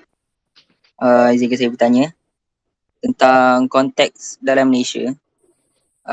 Soalan saya, adakah hak keistimewaan orang Melayu itu, adakah hak keistimewaan orang Melayu dikira sebagai mengingkari hadis Nabi tentang tidak lebihnya mana-mana bangsa antara Ajam atau Arab, antara mana-mana bangsa daripada mana-mana bangsa yang lain. Jadi itu soalan saya. Sekali lagi. Boleh tak? Soalan saya, dalam konteks Malaysia, adakah hak keistimewaan orang Melayu dikira sebagai mengingkari hadis Nabi tentang tidak lebihnya Arab daripada Ajam dan Ajam daripada Arab? Tentang itulah. Tidak. Kerana dia di konteks yang berbeza. Konteks yang berbeza. Nabi SAW menyebutkan tentang tidak ada beza Arab dengan Ajam tadi pada sudut persamaan mereka dengan kalau kata disamakan dengan iman. Maksud tidak ada keistimewaan orang. Yang paling mulia adalah yang bertakwa kepada Allah Ta'ala. Jadi konsep perbezaan tadi bukan nak maksudkan kata ada persamaan antara Ajam dengan Arab. Dah, Arab, Ajam. Cuma maksud di sini, bila disebutkan tentang hak keistimewaan orang Melayu yang ada di tanah Melayu kita ni, diletakkan dalam perlembagaan. Itu untuk menjaga hak orang yang telah menjadi pemilik asal kepada negara tersebut. Tentu tidak ada masalah dalam perlembagaan. Ahli negara tersebut yang dia mula membuka negara tersebut dan kemudian dia letakkan undang-undang tentang perkara ini tidak boleh dilangkaui, perkara ini tidak boleh dicabuli dan sebagainya, maka tu hak untuk mereka letakkan. Jadi ini bukan membezakan bangsa dengan bangsa yang lain, tak. Dekatnya sebab tu kalau kita tengok di Malaysia sekarang ni, Malaysia kalau dalam Bahsul Masail Nahdlatul Ulama NU baru-baru ni dilaksanakan, dah berlaku sedikit fitnah seperti mana yang disebut oleh sahabat saya Ustaz Dr. Aiman Akiti tentang masalah adakah wujud lagi kafir dengan makna kafir zimmi, dengan makna kafir harbi, dengan makna kafir muahad ataupun dengan makna kafir musta'man, seperti mana yang dibahas dalam ilmu fiqh. Jadi kata dalam Bahsul Masail tersebut tidak ada lagi kafir di negara Indonesia, kata mereka. Apa makna tersebut? Jadi orang pakat havoc, kata marahlah dekat NU pada ketika tersebut, kata seolah-olah NU menafikan kata adanya kafir, menjadi liberal. Dan bukan itu maksudnya. Maksud yang dimaksudkan oleh NU adalah tidak ada kafir dengan makna yang disebutkan dalam kitab. Ini pesan. Tidak ada dengan maksud yang disebutkan dalam kitab, iaitu dengan makna zimmi, dengan makna harbi, dengan makna musta'man, dengan makna muahad. Yang tu yang disebutkan dalam Bahsul Masail. Cuma mereka lebih mengambil pandangan dengan apa yang disebutkan oleh Syekh bin Bayyah dengan ta'rifan mustautin, dengan maksud mereka ni bukan mustautin, dengan makna muwatanah dengan makna citizen, dengan makna apa dia, kerakyatan. Semuanya adalah rakyat. Karena kalau kafir zimmi mereka perlu bayar jizyah. Sekarang tidak ada lagi bayar jizyah bagi orang-orang kafir duduk di negara. Malah mereka mendapatkan hak masing-masing di negara tersebut untuk mereka mengundi, untuk mereka menjadi rakyat di negara tadi, mendapatkan hak di negara tersebut dengan hak-hak yang pelbagai. Maka dengan makna citizen yang lebih umum dan tidak digunakan lagi istilah yang disebutkan dalam kitab fiqh dengan makna kafir zimmi, kafir muahad, kafir musta'man, kafir harbi dan sebagainya.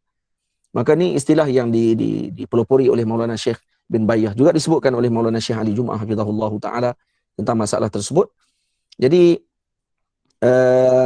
hakikatnya kalau difahami tentang masalah hak keistimewaan orang Melayu dan apa yang diperoleh oleh orang Melayu dan sebagainya, juga satu kesalahfahaman lah kalau kita katakan bahawa seolah-olah kita menafikan hadis Nabi SAW.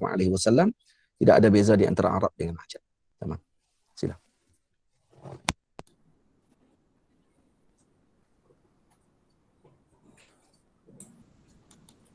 Lagi? Bismillahirrahmanirrahim. Assalamualaikum Ustaz. Assalamualaikum. Maafkan saya ada soalan. Maaf andai Waalaikumsalam. Soalan saya, apakah nasihat Ustaz kepada penuntut ilmu akhir zaman yang taksub kepada seorang guru? Kalau tengok isu semasa, kadang ada guru tu tersalah cerita atau tersebar perkara yang tak sepatutnya, dan anak murid itu membela kesalahan guru tersebut. Terima kasih.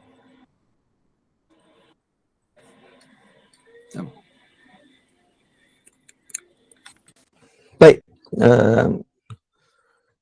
Sikap ta'assub tidak dituntut dalam agama. Jadi kita dituntut untuk mempertahankan dengan perkara yang benar.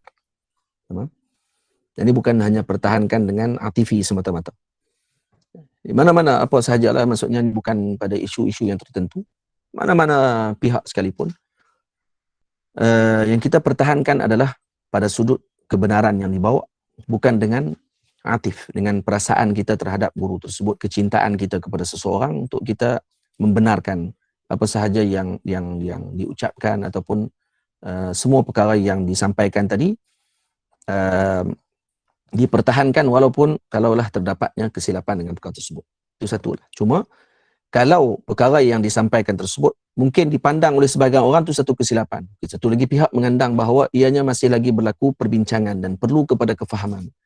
Dan kita juga perlu mengambil sikap tidak menuduh bahawa orang tu ta'assub. Boleh jadi orang tadi mempertahankan pada sudut pandangnya dia.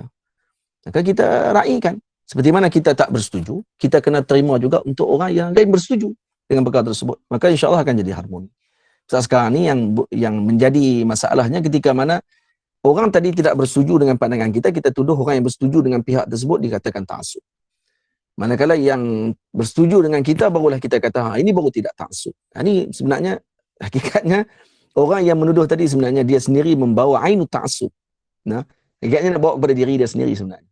Jadi hakikat yang perlu kita terima adalah bila mana seorang tadi mempertahankan, nah, kemungkinan dia ada wajah nazar dia dan dia ada pandangan dia sendiri, dan kita pula tidak bersetuju, kita ada pandangan kita sendiri tanpa kita menuduh bahawa ini ta'assub, ini tidak ta'assub. Cuma kita sebutkan pada permulaan, ta'assub adalah perkara yang tidak dituntut dan juga tidak mendapatkan natijah yang terbaik. Sallallahu alaihi wasallam. Jazakallah Ustaz. Dipersilakan kepada saudara Irfan Nur Izami untuk bertanya soalan jika ada. Terima kasih moderator. Assalamualaikum Ustaz dan semua orang. Soalan saya ada 4. Satu, sebagai masyarakat awam, bagaimana nak bezakan yang benar dan salah? Yang kedua, apakah tindakan yang terbaik ketika masyarakat awam kami berada dalam situasi ini? Apabila ada yang benar, ada yang dikatakan benar, ada yang dikatakan salah. Yang 3 dan 4 ni saya nak minta nasihat Ustaz tentang kami selaku pelajar dan juga guru dalam situasi online ni. Apa nasihat Ustaz untuk kami sebagai murid dan guru? Itu sahaja Ustaz. Terima kasih. Assalamualaikum.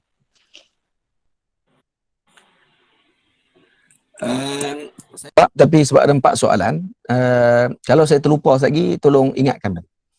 Baik, yang pertama, bagaimana sebagai awam nak membezakan antara benar dengan yang salah. Tidak ada jalan yang untuk mengenal benar dan salah melainkan dengan ilmu yang benar, dengan bimbingan yang benar. Itu sahaja jalannya. Tidak dapat kebenaran tadi dengan hanya qu'ud, diam, duduk, kemudian kati, kemudian dapat kebenaran. Tak, mesti dengan belajar. Mesti dengan melihat perkara tersebut dengan seperti mana yang saya sebutkan tadi, manhaj Sayyidina Sulaiman alaihissalam. Nah, sananzur as-sadaqta am kunta minal kadhibin. Maksudnya kena perhati elok-elok. Nah, jadi kita kata kalau awam macam mana nak mengaji pada mula? Macam tak realistik kan? Takkan kita nak suruh dia mengaji nahwu pada awal balik untuk dia nak komen pada masa akan datang. Kan? Nak mengaji nahwu daripada peringkat mula, naik peringkat kedua, naik peringkat ketiga, kemudian mengaji pula mantiq, kemudian mengaji pula usul fiqh dan sebagainya. Orang kata nampak macam tak realistik tu. Jadi apa yang realistiknya? Realistiknya adalah diam. Itu yang paling realistik sekali. Bila mana dia tidak melalui proses, apa yang patut dia lakukan yang paling realistik? Yang Nabi sebut, diam. Man samata naja. Siapa diam, dia selamat. Karena bukan semua kita dituntut untuk komen. Untuk kita melihat kebenaran dan kesalahan. Mana satu benar, mana salah untuk kita nak mengikuti. Ini pula satu mungkin satu perkara yang patut diberi perhatian. Kita nak ikut yang mana pada ketika sebut. Sebab tu kata Nabi SAW, bila mana Nabi sebut uqud tadi fil bait, uqud fi baitik, duduk diam di rumah kamu. Dengan makna apa dia? Seperti mana yang disebutkan dia, ilzam baitaka, lazimi rumahmu. Kemudian apa dia yang disebutkan oleh baginda Rasul SAW, Nabi kata, wal yasa'ka baituk wabki ala khati'ati. Maksudnya kamu melazimi rumahmu dan tangisi kesalahanmu. Tangisi kesalahan. Jadi yang perlu dilakukan pada di sini adalah amal. Al-amal. Maksudnya waktu sekarang adalah waktu untuk kita mencari amal. Untuk kita berhadapan dengan zaman tersebut. Dan kerana itulah para ulama memberi panduan kepada kita untuk kita membanyakkan salawat kepada Nabi SAW. Kerana salawat adalah pembantu kepada umat tersebut ketika faqdil murabbi.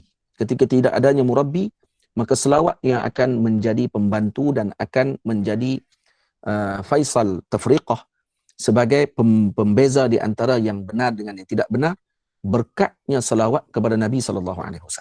Karena itu hadirin yang dirahmati Allah, perkara ni walaupun kita nampak agak ringan, tetapi sebenarnya ini adalah hakikat yang perlu kita terima dengan perkara tersebut. Ini adalah amal yang paling ampuh untuk membezakan kebenaran dengan kerosakan. Dan banyakkan doa yang dianjurkan. Disebutkan oleh Al-Imam Al-Ghazali dengan membanyakkan doa, Allahumma arinal haqqa haqqan warzuqna ittiba'ah wa arinal batila batilan warzuqna jitinabah. Doakan itu banyak-banyak. Kemudian doa seperti yang disebutkan oleh Al-Imam Ibnu Athaillah As-Sakandari radhiyallahu ta'ala anhu, Allahumma inna nas'aluka mutaba'ata li sayyidina Rasulillah sallallahu alaihi wasallam fil aqwali wal af'al. Ya Allah, inna nas'aluka mutaba'ata li sayyidina Muhammad. Kami memohon kepadamu untuk mengikuti Nabi Muhammad sallallahu alaihi wasallam fil aqwali wal af'al, pada ucapan-ucapan dan perbuatan-perbuatan kami. Maka doa ni kalau diamalkan selalu oleh umat, insya-Allah akan diberikan petunjuk. Dan jangan lupa selepas solat jangan lupa baca laqad ja'akum rasulun min anfusikum azizun 'alaihi ma 'anittum harisun 'alaikum bil mu'minin raufur rahim. فَإِن تَوَلَّوْا فَقُلْ حَسْبِيَ اللَّهُ لَا إِلَهَ إِلَّا هُوَ عَلَيْهِ تَوَكَّلْتُ وَهُوَ رَبُّ الْعَرْشِ الْعَظِيمِ. Kemudian selawat pada Nabi 3 kali, sallallahu alaika ya Rasulullah, sallallahu alaika ya Rasulullah, sallallahu alaika ya Rasulullah. Ini semua perkara yang perlu dilaksanakan oleh kita untuk menyelamatkan kita pada akhir zaman ini, insya-Allah. Yang kedua ni saya terlupa. Soalan yang kedua tu apa dia tu? Sekali lagi. Apakah tindakan yang terbaik apabila kami berada dalam situasi? Ya, saya dah jawab itu. Tindakan yang terbaik yang saya dah jawab dah sekaligus. Dengan apa yang kita sebutkan tadi untuk membezakan di antara benar dengan salah dan apa tindakan yang terbaik. Baik, saya dah jawab dah. Dan kemudian yang soalan seterusnya berkenaan dengan online pengajian ni, guru dengan murid, apa yang perlu dilakukan. Maka saya nasihatkan untuk melazimi masa kita dengan ilmu, mencari majlis-majlis yang sepatutnya kita lakukan Itu satu. Dan kemudian melazimi adab seperti mana kita berada di depan guru tersebut ketika belajar. Itu yang perlu dilakukan dan dilaksanakan. Dan ini ujian lebih besar sebenarnya daripada di depan guru. Ini lebih besar ujiannya daripada di depan guru. Karena di depan guru kita boleh untuk duduk dengan baik. Tapi di belakang ataupun di dalam keadaan online dan sebagainya, kita boleh tutup screen dan kemudian kita boleh buat apa saja. Kita duduk, kita dengar, tapi kita buat apa saja. Kita kepik kuku waktu tu. Ada yang bubuh maskara apa? Maskara bubuh sini ke? Nasihat Ustaz. Jadi macam-macam lah waktu tu. Sambil-sambil dengar pengajian. Tak perlu dilaksanakan adab seperti mana berada di depan guru. Karena ini akan menatijahkan amal. InsyaAllah. Ada yang saya tertinggal?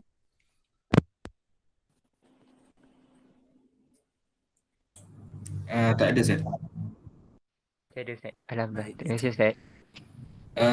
Boleh kepada saudara Muhammad Najib. Rasa macam ada soalan daripada beliau. Assalamualaikum Ustaz. Maaf, saya ada soalan. Sejak akhir ni ramai lahirnya para asatizah. Jadi bagaimana nak hendak mengetahui seseorang asatizah itu membawa manhaj ilmu yang sebenar pada zaman ini? Terima kasih Tuan Guru.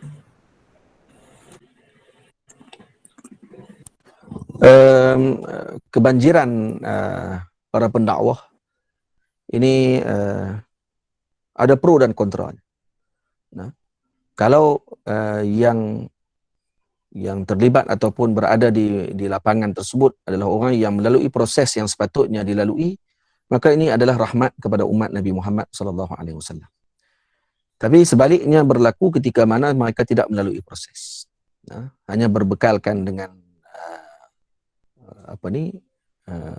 kepetahan dalam berbicara, ucapan, dan kemudian latihan yang mereka lalui dan sebagainya, maka kemudian keluar jadi sebagai seorang pendakwah. Ini adalah satu kerosakan dan keburukan kepada umat Nabi Muhammad SAW.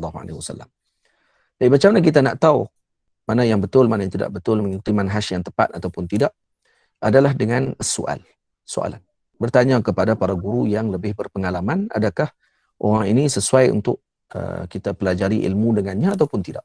Semua tak mahu mesti kena bertanya seperti yang dipandukan oleh Al-Imam Az-Zarnuji radhiyallahu ta'ala anhu kepada kita semua dalam kitabnya Ta'limul Muta'allim fi Tariqit Ta'allum, berkenaan dengan adab menuntut ilmu, iaitu dengan kita bertanya kepada ulama di negeri tersebut ataupun yang berautoriti tentang siapa yang patut kita lazimi dalam ilmu.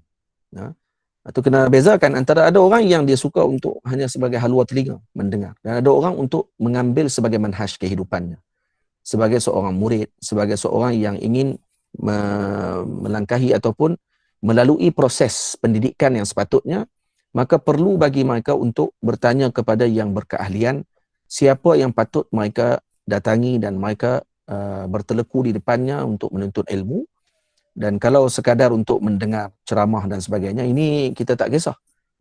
Mana-mana saja yang disampaikan yang tidak bercanggah dengan ahli sunnah wal jamaah, Asy'ariyah dan Maturidiyah, maka tidak ada masalah. Tapi itu membenarkan kalam Nabi SAW bahawa akan banyaknya khutbah dan akan kurangnya fuqaha. Dan ini dah jelas akan berlaku pada akhir zaman, kebanjiran perkara tersebut kalau tidak dilalui dengan proses yang sepatutnya. Ini antara fitnah yang besar yang berlaku yang seperti dinasihati oleh Maulana Syekh Usamah Al-Azhari ketika mana beliau diwawancara berkenaan dengan masalah ini, iaitu kebanjiran da'i ataupun du'at sebelum melalui proses ilmiah, sebelum melalui proses keilmuan. Pada zaman dahulu, untuk menjadi seorang da'i perlu melalui sistem keilmuan, kemudian barulah mengambil proses sebagai dakwah, sebagai da'i. Sebaliknya zaman sekarang terbalik. Terbalik bila mana orang boleh diasingkan. Kamu nak kalau kamu belajar sampai lama-lama dan kemudian ikuti proses dengan sesungguh-sungguhnya, nanti kamu akan jadi alim. Tapi kalau kamu tak mau proses tersebut, pada-pada saja, kamu boleh jadi da'i nanti insya-Allah. Kamu boleh bercakap, bagi nasihat kepada masyarakat awam dan sebagainya, dan ini akan menyebabkan kerosakan ketika mana yang menyampaikan tadi tidak ada panduan. Dia tidak ada mi'yar. dia tidak ada neraca penimbang antara yang mana betul yang tidak betul ketika dia ucap. Karena dia tidak pelajari sistem yang sepatutnya dia lalui. Jadi kena terima kenyataan. Takkan semua benda kita nak bercakap kalau kita tidak lalui prosesnya. Tamam? Di mana seorang doktor tidak akan mampu untuk berada di medan ataupun di dalam dewan pembedahan kalau dia tidak lalui prosesnya. Macam tu juga ustaz, guru tak akan boleh berada di depan untuk berbicara, tak boleh untuk nak membimbing umat ini kalau tidak lalui prosesnya. Tapi kenapa yang dalam bab ini kita boleh ringan, dalam bab berkenaan dengan kedoktoran, berkait dengan tibbul abdan ataupun ilmul abdan, kita sangat bertegas dengan perkara tersebut. Kita tak akan bagi gigi kita dicabut oleh orang yang baru tahun 1 dalam kuliah perubatan pula, perubatan umum. Tak mengaji lagi, tak khusus lagi berkaitan dengan gigi. Tapi terus kita kata tak apalah, try lah cabut sebab kamu dah berikan perubatan dalam balik cuti ni. Cabut pilah gigi saya. Kok-kok lah boleh lega. Tak bagi kita. Kenapa? Kerana dia tidak ada sertifikat ataupun persijilan yang khusus, yang khas untuk dia lakukan perbuatan tersebut. Tak boleh dia. Tapi kenapa ketika mana seorang tadi yang tidak melalui proses pengajian, pendidikan yang betul, dengan izin daripada guru dan sebagainya, tiba-tiba kita berikan kepada mereka leluasa untuk bersama dengan umat, disampaikan pandangan mereka dan kemudian dengan senang hati mereka boleh sampaikan pandangan rot orang tu, rot orang ni dan sebagainya. Dan ini adalah barbarian dalam ilmu yang sepatutnya kita elakkan. Ni bagi dalam istilah panggil barbarian. Kalau contoh Mak Saleh panggil Conan the Barbarian. Tak ada tak ada undang-undang. Macam tu juga orang yang sebegini, mereka tidak ada undang-undang dalam ilmu. Dan akhirnya jadi apa? Jadi mangsanya adalah umat. Yang jadi mangsanya umat Nabi Muhammad SAW. Tafadhal. Dipersilakan kepada saudara Wan Amzar untuk tanyakan soalan. Bismillahirrahmanirrahim. Assalamualaikum warahmatullahi wabarakatuh, Ustaz. Jadi anda ada beberapa soalan lah. Yang pertamanya sekali, bolehkah Ustaz ceritakan sedikit tentang adab bertanya kepada asatizah ataupun guru-guru ketika online? Mungkin ada tata caranya, mungkin kena adab berkaitan nak bertanya ketika online. Yang keduanya Ustaz, pada zaman fitnah ini, kita lihat lambakan dekat sekolah kita sudah disediakan berkaitan dengan silibus-silibus pengajian Islam. Tapi kekurangan kata dari segi penyampaian daripada macam nak susah ayat je Ustaz. Kiranya maksudnya apa pandangan Ustaz berkaitan perbezaan kita belajar di pondok dan juga mengikut pengajian di sekolah hingga universiti. Macam tu Ustaz soalannya. Yang ketiga Ustaz, pada zaman fitnah ini masyarakat awam mungkin kebanyakannya tidak ada ataupun suka untuk mencari murabbi, mencari pembimbing. Jadi bagaimanakah sekiranya berada di kedudukan tersebut? Terima kasih Ustaz.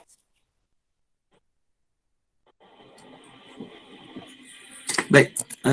Adab bertanya dalam online. Sama ada online ataupun tidak online, adab bertanya diraikan pada semua keadaan. So yang pertama, bertanya perkara yang muhim, yang diperlukan oleh kita pada ketika tersebut. Jangan bertanya perkara yang tidak kita perlukan. Sama? Jadi ataupun yang bukan kewajipan waktu kita untuk kita mengetahui perkara tersebut. Itu satu. Dan kalau saya cadangkan untuk dibaca, kalau kita mampu membaca bahasa Arab, boleh beli kitab Manhajus Su'al Anis Salaf.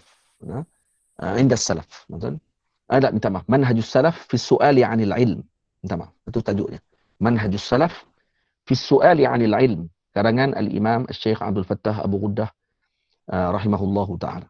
Itu disebutkan tentang manhaj bagaimana para ulama salaf bertanya tentang ilmu. Dan kalau dilihat para sahabat Nabi ridwanullah alaihim ajma'in, soalan yang mereka tanyakan kepada Nabi SAW yang diturunkan dalam Al-Quran tidak lebih daripada 13 soalan. Dan soalan-soalan yang mereka tanyakan tadi adalah soalan-soalan yang penting. Berbeza dengan Yahudi, yang dengan satu masalah sahaja ditanya pelbagai soalan. Iaitu berkenaan dengan lembu, ditanya warnanya apa, masih darah ke tidak, buat kerja ke tak lagi, kata-kata akhirnya menyusahkan mereka. Jadi maknanya pada soalan yang patut ditanya, ini manhaj sebenarnya. Manhaj soalan adalah yang agar tidak menyebabkan kerosakan dan juga kesusahan kepada diri kita sendiri. Jadi itu bagaimana untuk bertanya dalam online, dan juga diraikan adab seperti mana biasa. Maksudnya tidak, maksudnya kalau kata kita bertanya dengan cara panggil apa, soalan dengan tulisan, akan ditulis dengan baik kepada guru kita. Tidak orang panggil apa, terkejar-kejar untuk dapatkan jawapan. Dan kalau guru tadi tidak menjawab lagi pada ketika tersebut, tidak dipaksa untuk dia jawab terus pada ketika itu. Jadi kesemua itu perlu diraikan oleh seorang murid ketika bermuamalah dengan perkara tersebut. Tamam. Yang kedua tadi soalannya apa dia? Terlupa. Yang kedua. Boleh ulang balik soalan kedua tadi. Saya terlupa. Sikit je. Pandangan Ustaz mengenai perbezaan pembelajaran di pondok dan juga mengikut pengajian di sekolah dan juga ni. Boleh. Baik. Jadi bila ditanya tentang perbezaan, perbezaan pengajian di pondok dan juga pengajian yang berada di sekolah dan juga sistem sampai ke universiti, ya sudah tentu ada perbezaan. Cuma tidak boleh kita nafikan kebaikan pada kedua-dua sudut tersebut. Tamam? Kesilapan bagi kita sebahagiannya adalah menafikan kebaikan secara total dalam mana-mana sistem tersebut. Ini adalah satu kesilapan besar. Jadi faqidu syai' la yu'ti. Orang tak ada apa nak bagi apa. Jadi sepatutnya bagi kita untuk kita tidak membina lagi jurang dengan masalah perbezaan-perbezaan tersebut, dan kita kena terima hakikat bahawa kesemua kita ada kelebihan dan kebaikan masing-masing. Sistem pondok tidak dinafikan lagi bahawa sistem yang barakah, iaitu sistem murid dengan guru yang mempunyai sistem berkat tersebut, hubungan murid dengan guru, khidmat dan sebagainya, yang ini kadang-kadang faqid dalam sebahagian sistem pendidikan. Yang ini hilang dalam sebahagian sistem pendidikan. Kemudian berkenaan dengan manhaj pengajian, ilmu yang disusun mengikut maratib dan sebagainya, iaitu bermula daripada mubtadi, mutawassit, muntahi, dan dibaca daripada awal kitab ke akhir kitab. Dan ini adalah sistem yang baik. Cuma universiti mengamalkan sistem dengan bertahun, berkala, dan mempunyai silibus yang tertentu. Dan kita perlu melihat dengan realiti pada waktu sekarang ni bahawa zaman tidak lagi berlaku seperti zaman dahulu. Maksudnya kita sekarang ni zaman yang mengejar ataupun perlu untuk mendepani masa pada ketika tersebut dengan tidak melangkaui arus. Jadi sistem universiti yang bagus, mengikut sistem dengan bertahun, kalaulah diamalkan di pondok sedemikian dengan sistem yang tidak, orang panggil apa, tetap tidak lari daripada sistem pondok. Maksudnya dibaca kitab kulit ke kulit, tetapi diselesaikan dalam tempoh masa yang tertentu. Seperti sistem universiti. Maksudnya dihabiskan kitab silibus sekian-sekian dalam tempoh 4 tahun sebanyak kitab sekian-sekian. Tamam? Maka mengambil sistem yang baru untuk digabungkan dengan sistem lama yang berkat, maka ini akan menjadi adunan yang baik seperti mana yang disebutkan oleh Maulana Syekh Abdul Hasan Ali Nadwi, al-jam'u baina qadimi salih wal jadidun nafi'. Al-jam'u baina qadimi salih wal jadidin nafi'. Yakni menggabungkan antara al-qadim, yakni manhaj qadim yang salih, yang bagus, yang berkat, yang mulia, dengan al-jadidin nafi', dengan sistem baru yang bermanfaat untuk umat. Dan kalau dilihat kedua-dua sistem tadi ada kebaikannya dan tidak boleh kita nafikan. Sampai ada orang kata universiti tidak melahirkan ilmuwan, universiti hanya melahirkan orang-orang yang pakar silibus sahaja dan sebagainya. Ini juga kurang tepat sebenarnya kalau kata kita lihat pada sudut yang lebih mendalam. Kerana ada benda yang berada di universiti tidak ada di pondok. Dan ada yang ada di pondok tidak ada di universiti. Maka kena raikan bahawa kita masing-masing ada kelebihan dan ada kekurangan. Dan kalau kata diraikan perkara tersebut, insya-Allah tidak akan berlaku pertemuan. Soalan sekarang ni kawan ni yang duduk di universiti kata pondok ketinggalan, yang pondok pula kata di universiti keciciran. Akhirnya apa dia yang berlaku? Akhirnya kedua-dua tercicir. Nah, umat tidak akan diberikan dengan panduan. Umat hanya dihidangkan dengan persengketaan. Nah, jadi saya sebutkan kedua-duanya ada kebaikan. Nah, dan tidak boleh kita nafikan mana-mana satu kebaikan. Cuma saya lebih, walaupun saya mendahului sistem pondok pengajian di jami', di masjid, berada dengan guru dan sebagainya, dalam masa sama saya juga mengikuti sistem universiti. Dan kalau selesai di universiti dan sebagainya, walaupun saya tidak nafikan bahawa kebanyakan yang saya dapatkan adalah daripada jami', tapi bila mana kita berada dengan kelompok yang berada di universiti dan sebagainya, bila kita berbincang dengan mereka, ya ada kadang kelebihan yang mereka ada yang kita tidak perolehi, kita dapatkan manfaat daripada mereka. Ini yang ditunjukkan oleh para salafus salih yang terdahulu, masing-masing mengambil manfaat dengan masing-masing, tanpa merendahkan, tanpa menidakkan kebolehan yang ada pada mereka. Dalam masa yang sama menghormati, insya-Allah akan diberikan kebaikan. Cuma kalau untuk mendalami bidang yang dengan lebih baik, maka saya nasihatkan untuk mengikuti sistem yang sebetulnya. Khususnya dalam agama, ikuti sistem dengan mengikuti turutan dan kemudian ikuti arus perdana. Masuk universiti. Mengaji pondok, bagi selesai, masuk universiti. Ataupun masuk universiti, keluar, kalau nampak kurang, masuk pondok. Lakukan dengan amal. Jangan sembang saja. Ada orang dia masuk universiti, lepas tu dia kata universiti ni kurang apa semua ni, lepas tu terus jadi penceram. Ini masalah. Kalau betul ini, masuk sistem. Tu baru betul. Masuk sistem tu tengok macam mana keadaan sistem tadi. Kita ni duduk di pondok. Kita mengaji di pondok. Kita mengaji di masjid. Kita mengaji kitab kulit ke kulit. Baik. Sekarang ni, cuba masuk universiti tengok. Cuba buat tesis. Cuba hasilkan tulisan. Agak-agak boleh tak kalau kata tidak dengan metod yang telah ditunjukkan oleh para dakatirah di universiti. Kita pandai sebut kadang-kadang tu. Tapi kita tak mampu menulis seperti mana ahli akademik tulis. Akhirnya menyebabkan kita digelak oleh orang. Kita diketertawakan oleh orang. Dan orang-orang yang kita katakan mereka ni tidak ada apa-apa, mereka menghasilkan tulisan. Diberikan hasil kepada umat. Dan kita pula hanya sembang, kata, pelekeh. Dan akhirnya kita sendiri yang rugi.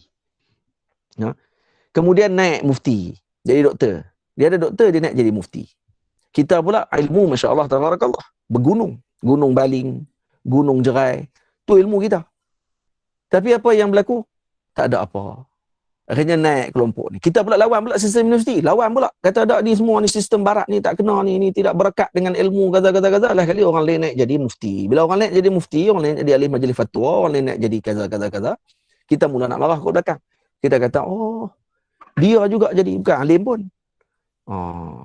Dan kita sendiri yang bercanggah dengan sistem, kita sendiri yang tidak mengikuti arus perdana dan alam yang ni sunnatullah yang telah berlaku pada waktu sekarang ni. Kita tak lalui perkara tersebut, kemudian kita raja nak komplain. Ini orang panggil cakap tak serupa bikin. Sebab tu saya katakan bahawa kesemua sistem ada kebaikannya dan ada kontranya. Maka ambil yang terbaik, dan kalau gabungan antara terbaik dengan terbaik tadi digabungkan, insya-Allah akan jadi yang lebih terbaik, insya-Allah.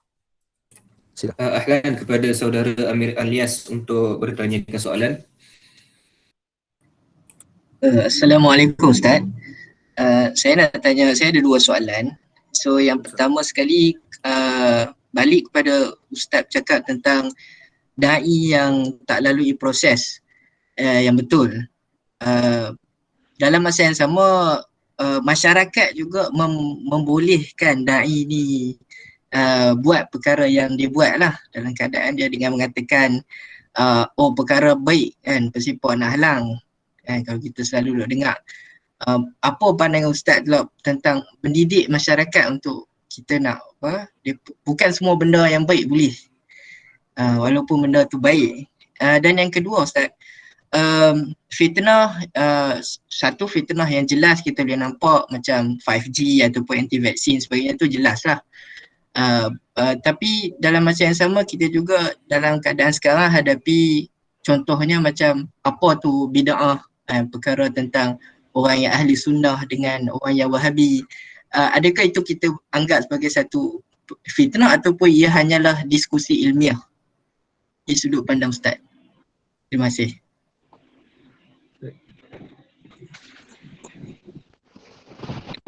Saya jawab dulu yang tadi, ada soalan yang ketiga saya terlepas tadi. Sukar mencari murabi, kita nak kena buat apa? Yang ditanya oleh kita tadi. Jawapan saya dah bagi tadi rasanya. Iaitu melazimi selawat di akhir zaman ni, kerana selawat adalah mengambil tempat murabi ketika tidak adanya murabi. Lazimi selawat, akan diberikan petunjuk oleh Allah Subhanahu Wa Taala. Masuk kepada soalan yang ditanya oleh sahabat kita tadi, dia berkenaan dengan panduan kepada orang awam. Macam mana kita nak bagi panduan kepada mereka? Kerana mereka ni suka dengan apa? Dengan Allahumma salli ala Sayyidina Muhammad. Kelompok-kelompok yang bercakap, suka dengan ceramah-ceramah yang ada lawak-lawak saja, sonok-sonok saja dan sebagainya. Maka kita katakan bahawa itu realiti yang berlaku. Dan al-waqi' la yartafi', ataupun al-waqi' la yurfa'. Waqi' ni tidak akan boleh diangkat, maksudnya realitinya berlaku begitu. Jadi apa yang kita patut lakukan? Patut kita lakukan adalah kita membina komuniti kita, maksudnya dengan kelompok yang kita ada, untuk kita berikan panduan tersebut. Sekadar kita mampu. Sekadar yang kita mampu untuk kita beri panduan kepada apa yang golongan yang berada di keliling kita untuk memilih. Maksudnya keluarga kita terlebih dahulu. Siapa yang patut kita jadikan sebagai panduan untuk kita dengar ucapan mereka, untuk kita lazimi pengajian bersama dengan mereka. Yang tu kita patut sampaikan. Maksudnya sekurang-kurangnya kita taklah dituntut untuk menyampaikan pada setiap individu dalam setiap rumah. Kecuali kalau kata kita ada kemampuan dengan perkara tersebut.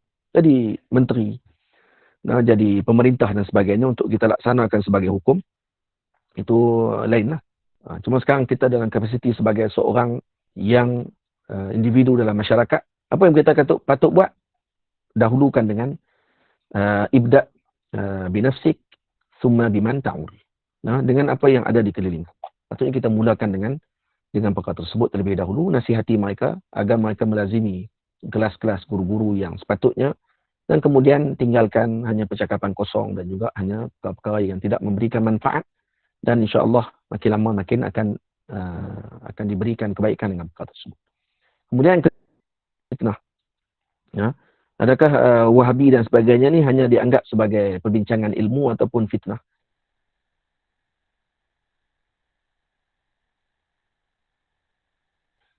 Cuma digula-gulakan oleh sebahagian orang seakan-akan ini adalah permasalahan ilmu. Hakikatnya apa yang mereka bawa adalah perkara yang telah dibincangkan oleh para ulama yang terdahulu. Ulama dahulu telah bincang perkara tersebut, dan mereka hanya membawa dengan jubah baru. Lebih berat lagi, tidak bawa dengan jubah apa sekalipun. Mereka hanya membawa jubah lama dengan orang baru yang memakai jubah lama tersebut. Jadi ada dua bahasa. Sama ada mereka membawa dengan jubah baru, iaitu dengan diperhiaskan lagi ataupun diperumitkan lagi apa yang mereka ingin bincangkan, ataupun mereka bawa balik jubah lama dipakai oleh orang baru. Kemudian disebarkan fitnah tadi kepada umat Nabi Muhammad SAW. Jadi saya tidak memandang bahawa Wahabi dan sebagainya adalah sebagai perbincangan ilmu, kerana apa yang patut mereka lalui bukanlah perbincangan. Apa yang patut Wahabi dan juga kelompoknya lalui adalah proses keilmuan. Kena belajar daripada kecil, serendah kitab sampailah ke sepatutnya apa yang mereka nak lalui. Sebab tu saya tidak setuju kalau kata ingin adakan perbincangan dengan kelompok tersebut dengan maksud perbincangan ilmu dan sebagainya, kerana tidak mencukupi syarat. Dan syarat bagi perbincangan yang pertama adalah ilmiah. Macam mana nak berbincang kalau satu pihak dalam keadaan keilmuannya dalam satu sudut ini adalah mencapai kepada peringkat yang sepatutnya, satu lagi kelompok perlu diajar semula daripada bawah, maka ni mengambil masa. Dan sepatutnya bukan dia mengajar kepada kita tersebut, dia sepatutnya belajar. Bukan berbincang. Kedudukannya bukan berbincang. Maulana Syekh Ali Jumaah hafizahullah, satu hari dalam satu majlis, ketika sedang mengajar, ada seorang murid datang dan bertanya dalil. Ketika Syekh tengah baca kitab fiqh, terus dia bangkit tanya dalil. Syekh kata, isbir. Sabar dulu, ikut majlis ni 2 minggu, tanya dalil balik. Selepas 2 minggu diam. Tak tanya lah. Saya tanya, kenapa tak tanya? Dah 2 minggu dah. Baru tahu rupanya, tak tahu. Faham? Baru tahu rupanya saya tak tahu. Silap tanya dalil dulu. Saya kata sebab tu kena diam dulu. Sebab tu kata guru saya Maulana Syekh Ahmad Mamduh hafizahullahu taala, ij'al qu'udaka amama al-masyayikh ka qu'udil mugharbil. La taj'al qu'udaka amama al-masyayikh ka qu'udil mugharbil. Jangan kamu jadikan duduk kamu di depan gurumu seperti duduknya mugharbil. Mugharbil ni orang yang menampi padi. Duduk tampi gandum. Dia jadi seorang yang nak mengasingkan dah apa yang guru dia cakap betul ke tak betul. Tak, nanti dulu. Kamu tempoh apa dia? Ijma. Kumpul. Bukan lagi proses untuk apa dia? Untuk kita taftish, untuk kita asingkan. Ini elok, ini tak elok. Tak. Karena kalau tidak cukup adawat, tak cukup alatnya, maka tak mampu untuk kita nak asingkan. Mana yang betul, mana tidak betul. Sebab tu perlu lalui proses. Sebab tu kalau tidak boleh lalui proses tadi, macam saya sebut tadi, jalan yang paling selamat adalah as-samt. Diam. Jangan bercakap, jangan komen lagi. Sebab kita tak dituntut untuk komen. Kita dituntut untuk diam. Syarak suruh kita diam. Syarak bukan suruh kita komen. Syarak bukan kata kalau kamu tak tahu, nak tahu kebenaran, komenlah banyak-banyak. Tak. Syarak kata diam. Nabi kata, man samata naja. Nabi suruh diam dulu. Kerana diam ni selamat. Kalaulah bercakap tu perak, maka diam itu adalah emas.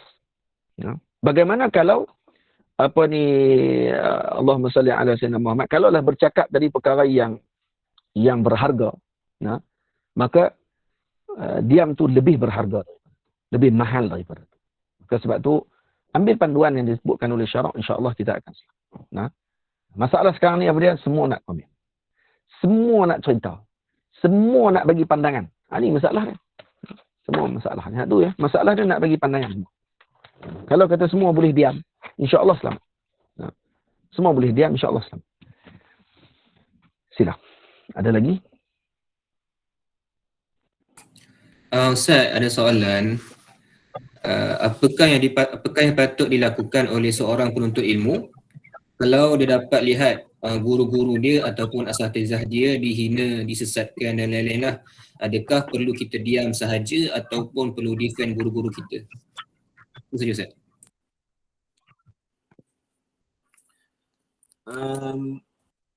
Sebab tu bagi seorang murid perlu mengambil sikap yang sewajarnya. Nah, ketika mana berlaku penghinaan, maka jangan dibalas kembali dengan penghinaan. Maka itu akan merosakkan lagi keadaan. Sebaliknya, dilakukan penerangan. Nah, kalau gurunya tadi di pihak yang benar, diterangkan balik oleh murid, nah, apa yang diucapkan oleh guru tersebut dengan yang benar yang diucapkan oleh guru tadi. Tapi bersikap Maulana Syekh Ali Jumaah hafizahullah. Saya sebut banyak Syekh Ali Jumaah kerana saya daripada madrasahnya beliau. Jadi sikapnya beliau yang saya lihat, beliau tidak menganjurkan dan tidak mengarahkan kepada para murid beliau untuk mempertahankan. Sebaliknya diserahkan kepada Allah Subhanahu wa taala. Hasbunallah wa ni'mal wakil.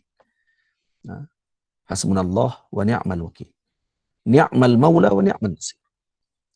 Karena apa? Karena ketika mana kita berusaha untuk nak mempertahankan diri kita tanpa ittikal ila Allah, maka ini akan merosakkan dan juga akan menyebabkan kita berada dalam kedudukan ingin kedudukan diri kita tadi dipertahankan. Maka ini bercanggah dengan manhajnya para sufiah. Nah, para ulama sufi ketika mana diuji, maka ini adalah nikmat daripada Allah Ta'ala. Maka mereka menyerahkan kepada Allah Ta'ala. Maka sikap kita sebagai murid, kita tetap dengan guru kita, dengan husnuzan kita dengan guru kita, tanpa kita melancarkan lidah kita untuk menambahkan lagi kekurangan. Cukup sekadar guru bukan kita membiarkan guru kita terkapai-kapai seorang diri, tidak. Tapi sebaliknya kita meletakkan bahawa ini adalah maqamnya ahlullah. Nah, ini maqamnya ahlullah dan perlu juga ada di kalangan kita yang mengambil sikap seperti Sayyidina Umar ketika mempertahankan Nabi SAW. Nah, mempertahankan. Tapi dengan mempertahankan pada susuk peribadi guru sahaja semata-mata ataupun dengan mempertahankan kebenaran tadi, tahankan kebenaran tersebut yang sepatutnya kita lakukan. Tamam? Jadi bagaimana sikap kita terpulang. Mana kita, kedudukan kita di mana?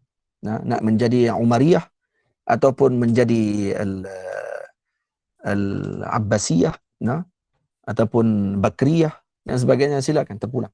untuk kita jadi yang mana satu. Saya mengambil apa yang disebut oleh, sebab tu saya kalau kita terkena dengan ujian tersebut, kita ada pesan pada anak-anak murid untuk diam saja, tidak perlu membanyakkan lagi polemik tersebut, dan kerana ini akan lebih menambahkan kekeruhan. Dan ini sebenarnya yang disukai oleh sebahagian kelompok ketika mana masuknya ramai orang untuk menambahkan lagi garam pada masalah tersebut dalam luka tadi, maka dia akan makin seronok pada ketika itu.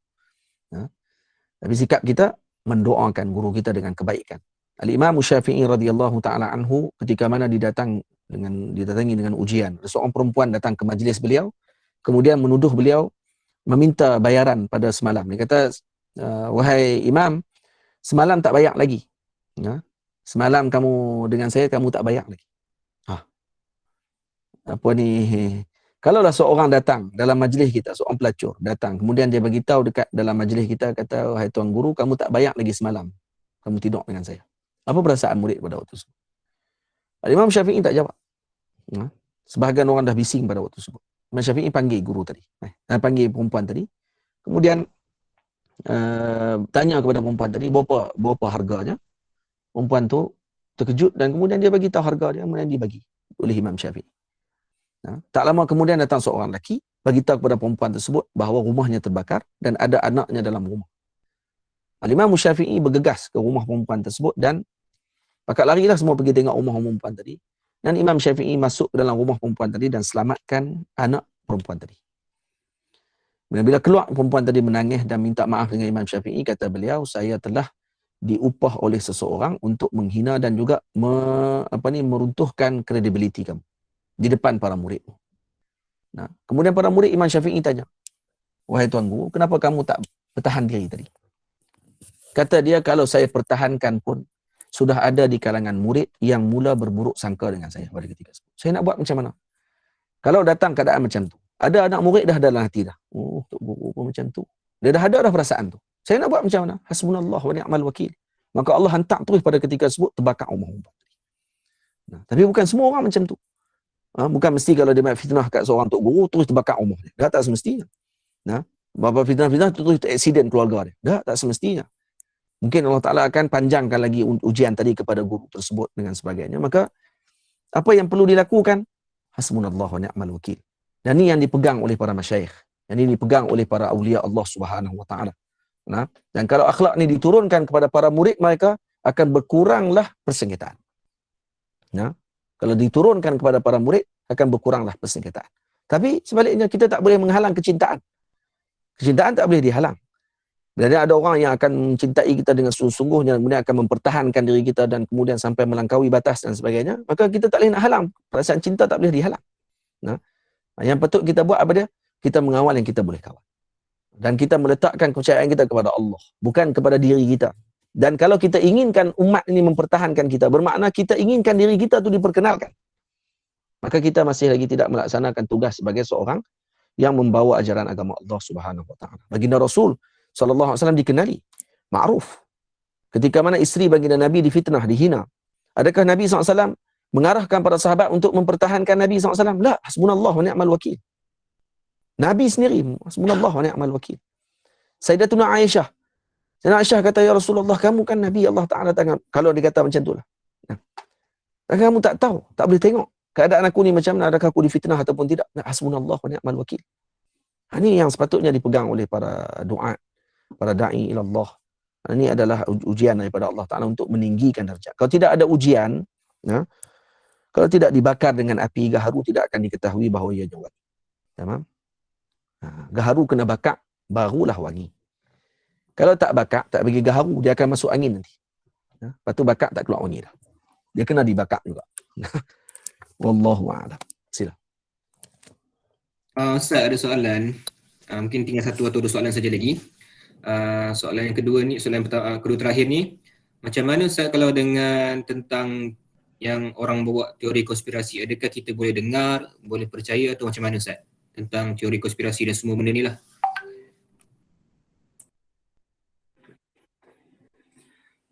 Berkenaan dengan teori konspirasi sebagainya, nama pun teori.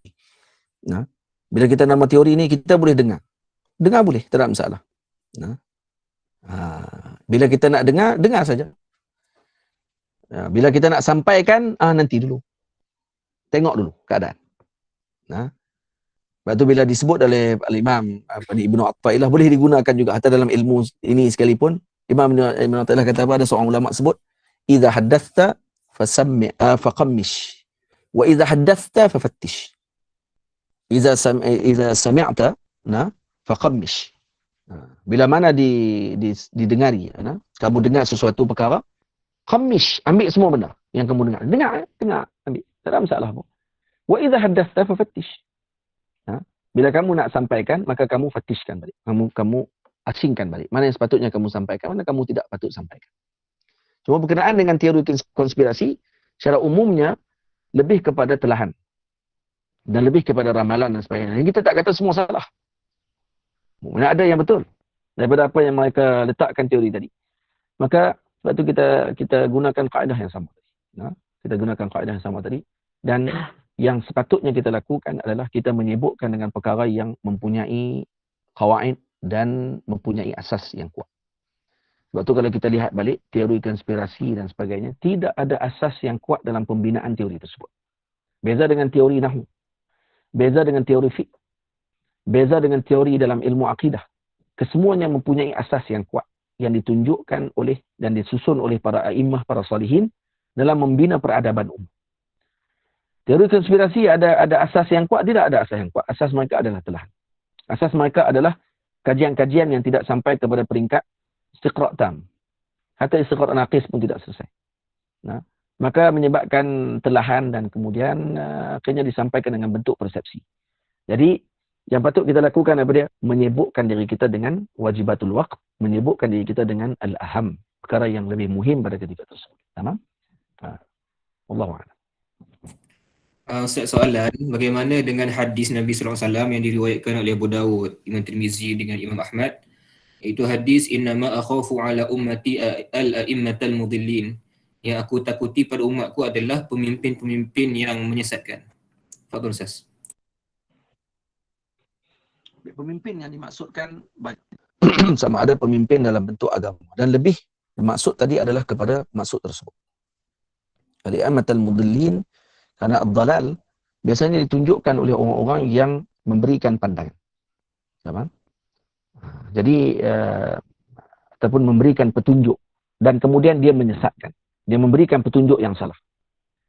Jadi maksud kepada imam mudillin lebih kepada maksud para ulama ataupun disebut dengan ulama as-su', ulama-ulama jahat yang disebutkan sifat mereka oleh para a'immah seperti Al-Imam Al-Ghazali radhiyallahu ta'ala anhu tentang sifat-sifat mereka tersebut di dalam kitabnya Ihya Ulumuddin, juga disenaraikan oleh Al-Imam Nawawi Jawi rahimahullah dalam kitabnya Muraqi Al-Ubudiyah, syarah kepada Bidayatul Hidayah, disebutkan sifat-sifat ulama usul tadi. Jadi imam mudillin itu yang dibimbangi oleh Nabi SAW, mereka yang kulitnya sama seperti kita tapi bercakap dengan bahasanya kita, tapi mereka doa ila abwabi jahannam. Mereka membawa kepada pintu-pintu neraka Allah Subhanahu wa taala, membawa kepada perpecahan, membawa kepada umat ini kepada kerosakan sehingga menyebabkan umat masuk ke dalam neraka disebabkan kerana mereka. Ini imam mudillin yang patutnya kita jauhkan. Sebab tu kena ikuti dengan apa yang telah disebutkan oleh Nabi dengan as-sawadul a'zam, kelompok yang ramai di kalangan umat Nabi Muhammad sallallahu alaihi wasallam, ahli sunnah wal jamaah, Asy'ariyah dan Maturidiyah. Dan semuanya ini adalah jalan yang sepatutnya kita ikuti sesuai dengan nama liqa' Asy'ariyah, yang membawa dengan gagasan tersebut, dan moga Allah Taala bantu insya-Allah. Amin ya rabbal alamin. Okey, soalan terakhir pada ada orang nak tanya, silakan. Ada lagi?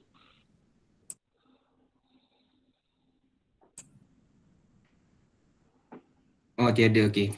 Jadi kalau ada soalan ke? Sila. Ini yang terakhir. Ada. Assalamualaikum Ustaz. Maaf saya nak tanya, adakah amalan khusus yang boleh kita lakukan ketika mana di celah-celah waktu maghrib dan isyak? Satu, dan apakah sebaik-baik amalan yang boleh kita lakukan pada waktu tersebut ketika mana kalau di masjid tak ada kuliah pengajian. Terima kasih Ustaz. Itu saja. Ada lagi?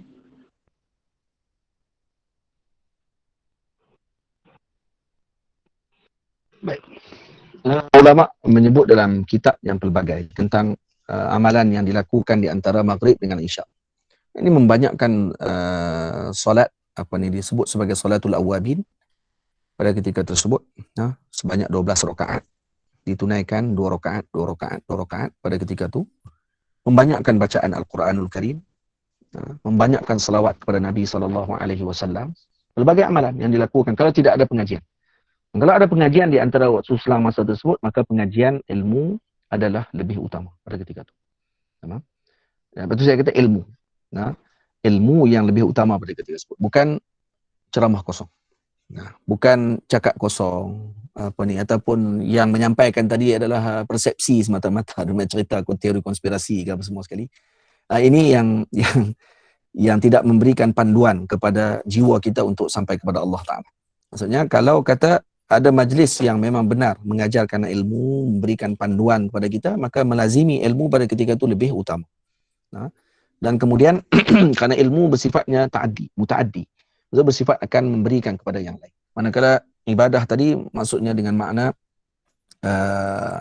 fa'il yang qasir kepada dirinya sahaja. Maksudnya hanya khusus kepada dirinya, tidak kepada pihak yang lain. Maka fi'il yang mutaaddi itu lebih aula daripada fi'il yang hanya ikhtisar kepada dirinya sahaja. Paduannya tuan boleh tengok dalam kitab-kitab yang disusun oleh para ulama, dalamnya kitab Fathul Alam, karangan Al-Imam Jordani, karangan Al-Imam Al-Ghazali radhiyallahu anhu dalam Bidayatul Hidayah. Ada disebut secara terperinci tentang amalan yang patut kita lakukan dan diperincikan oleh Sayyidi Al-Imam Nawawi Al-Jawi dalam Muraqil Ubudiyah. Dilihat apa dia perincian yang disebutkan oleh beliau antara selang masa di antara maghrib dengan isyak. Karena dia memberikan barnamijul hayah, program kehidupan sehari. Kehidupan seorang tersebut dalam sehari, dalam seminggu, dalam setahun kepada seseorang Muslim tadi. Itu kitab yang patut dibacakan, patut dijadikan sebagai panduan kehidupan kita. Bidayatul Hidayah. Okay, jadi sebagai penutup kita pada malam ini, insya-Allah, boleh tak Ustaz buat sedikit rumusan ataupun kesimpulan tentang perbincangan kita pada malam ini? Fadhal Ustaz. Rumusan saya. Yang pertama, perlu bagi kita untuk mengetahui tentang panduan yang ditunjukkan oleh para salafus salih yang terdahulu. Yang kedua, perlu bagi kita melazimi kelompok yang benar, yaitu golongan salihin. Ya ayyuhalladzina amanu taqullaha wa kunu ma'as sadiqin. Yang ketiga, perlu bagi kita untuk menjadi orang yang benar, ataupun bersama dengan orang yang benar, ataupun menzahirkan kebenaran kita. Maksudnya kita tidak boleh lagi tidak menzahirkan lagi diri kita pada akhir zaman. Kita tak boleh lagi jadi orang yang muzabzabin. Tak tahu kita ni siapa dia. Kita di pihak ni kah ataupun di pihak ni kah? Tak, kita kena jelas. Sekarang zaman kejelasan. Kita bukan lagi, dahlah zaman dukhan, kita pun dukhan.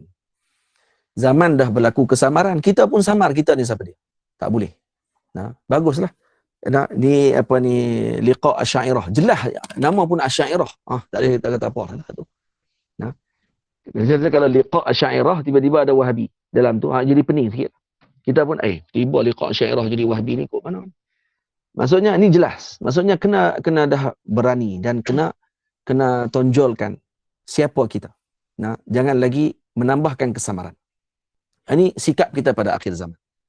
Kemudian pastikan kebenaran tersebut. Dengan seperti mana yang telah kita pandukan tadi.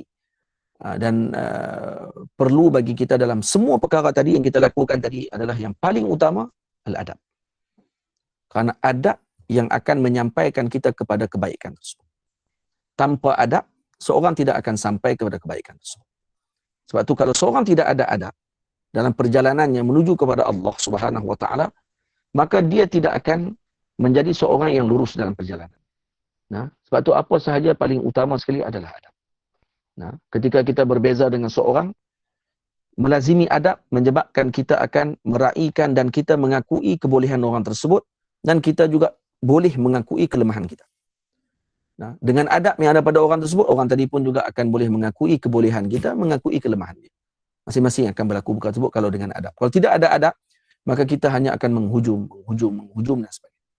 Maka suasana ini tidak akan kita perolehi melainkan ataupun perkara yang kita sebutkan tadi tidak akan kita dapat penuhi melainkan dengan melazimi al-adab seperti mana yang kita bincangkan dan tajuk perbincangan kita pada hari ini, adab bagi seorang penuntut ilmu. Dan saya rasa ini bukan hanya adab untuk penuntut ilmu, sebaliknya adab kepada seluruh muslim ketika berhadapan dengan akhir zaman, berhadapan dengan azamat, krisis, berhadapan dengan fitnah dan sebagainya, perlu jadikan panduan dengan poin yang telah saya sampaikan pada permulaan majlis tadi. Dan saya ucapkan terima kasih banyak-banyak kepada pihak Liqa' Asy'ariyah kerana sudi beri peluang dan untuk kita bersama-sama pada malam ini.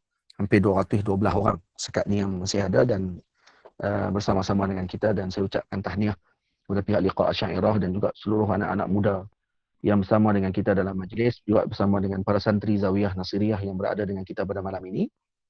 Moga-moga Allah Ta'ala beri kebaikan kepada pihak Liqa' Asy'ariyah, penggerak-penggerak Liqa' Asy'ariyah untuk terus menggerakkan dengan semangat muda, dengan cara yang lebih berkesan kepada anak muda, sampai kepada anak muda.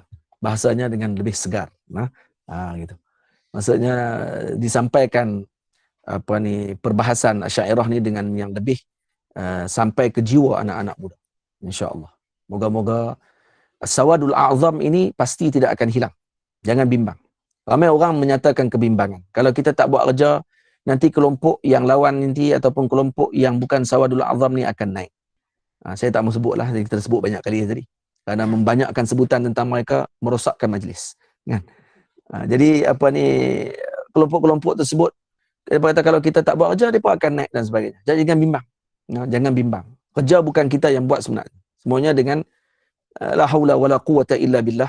Kita hanya bergerak dengan apa yang diaturkan oleh Allah Subhanahu wa taala, dan yang kita patut bimbang adalah dengan amalnya kita. Insya-Allah Sawadul A'zam tidak akan pecah. Umat Nabi Muhammad ni yang paling ramai dengan kebaikan dan kebenaran ni pasti akan terus bersama-sama.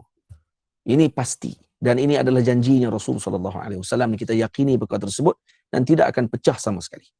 Insya-Allah Allah Taala akan bersama dengan pihak yang berada dalam kelompok kebenaran, dan ini adalah Sawadul A'zam ini yang telah dilihat zaman berzaman.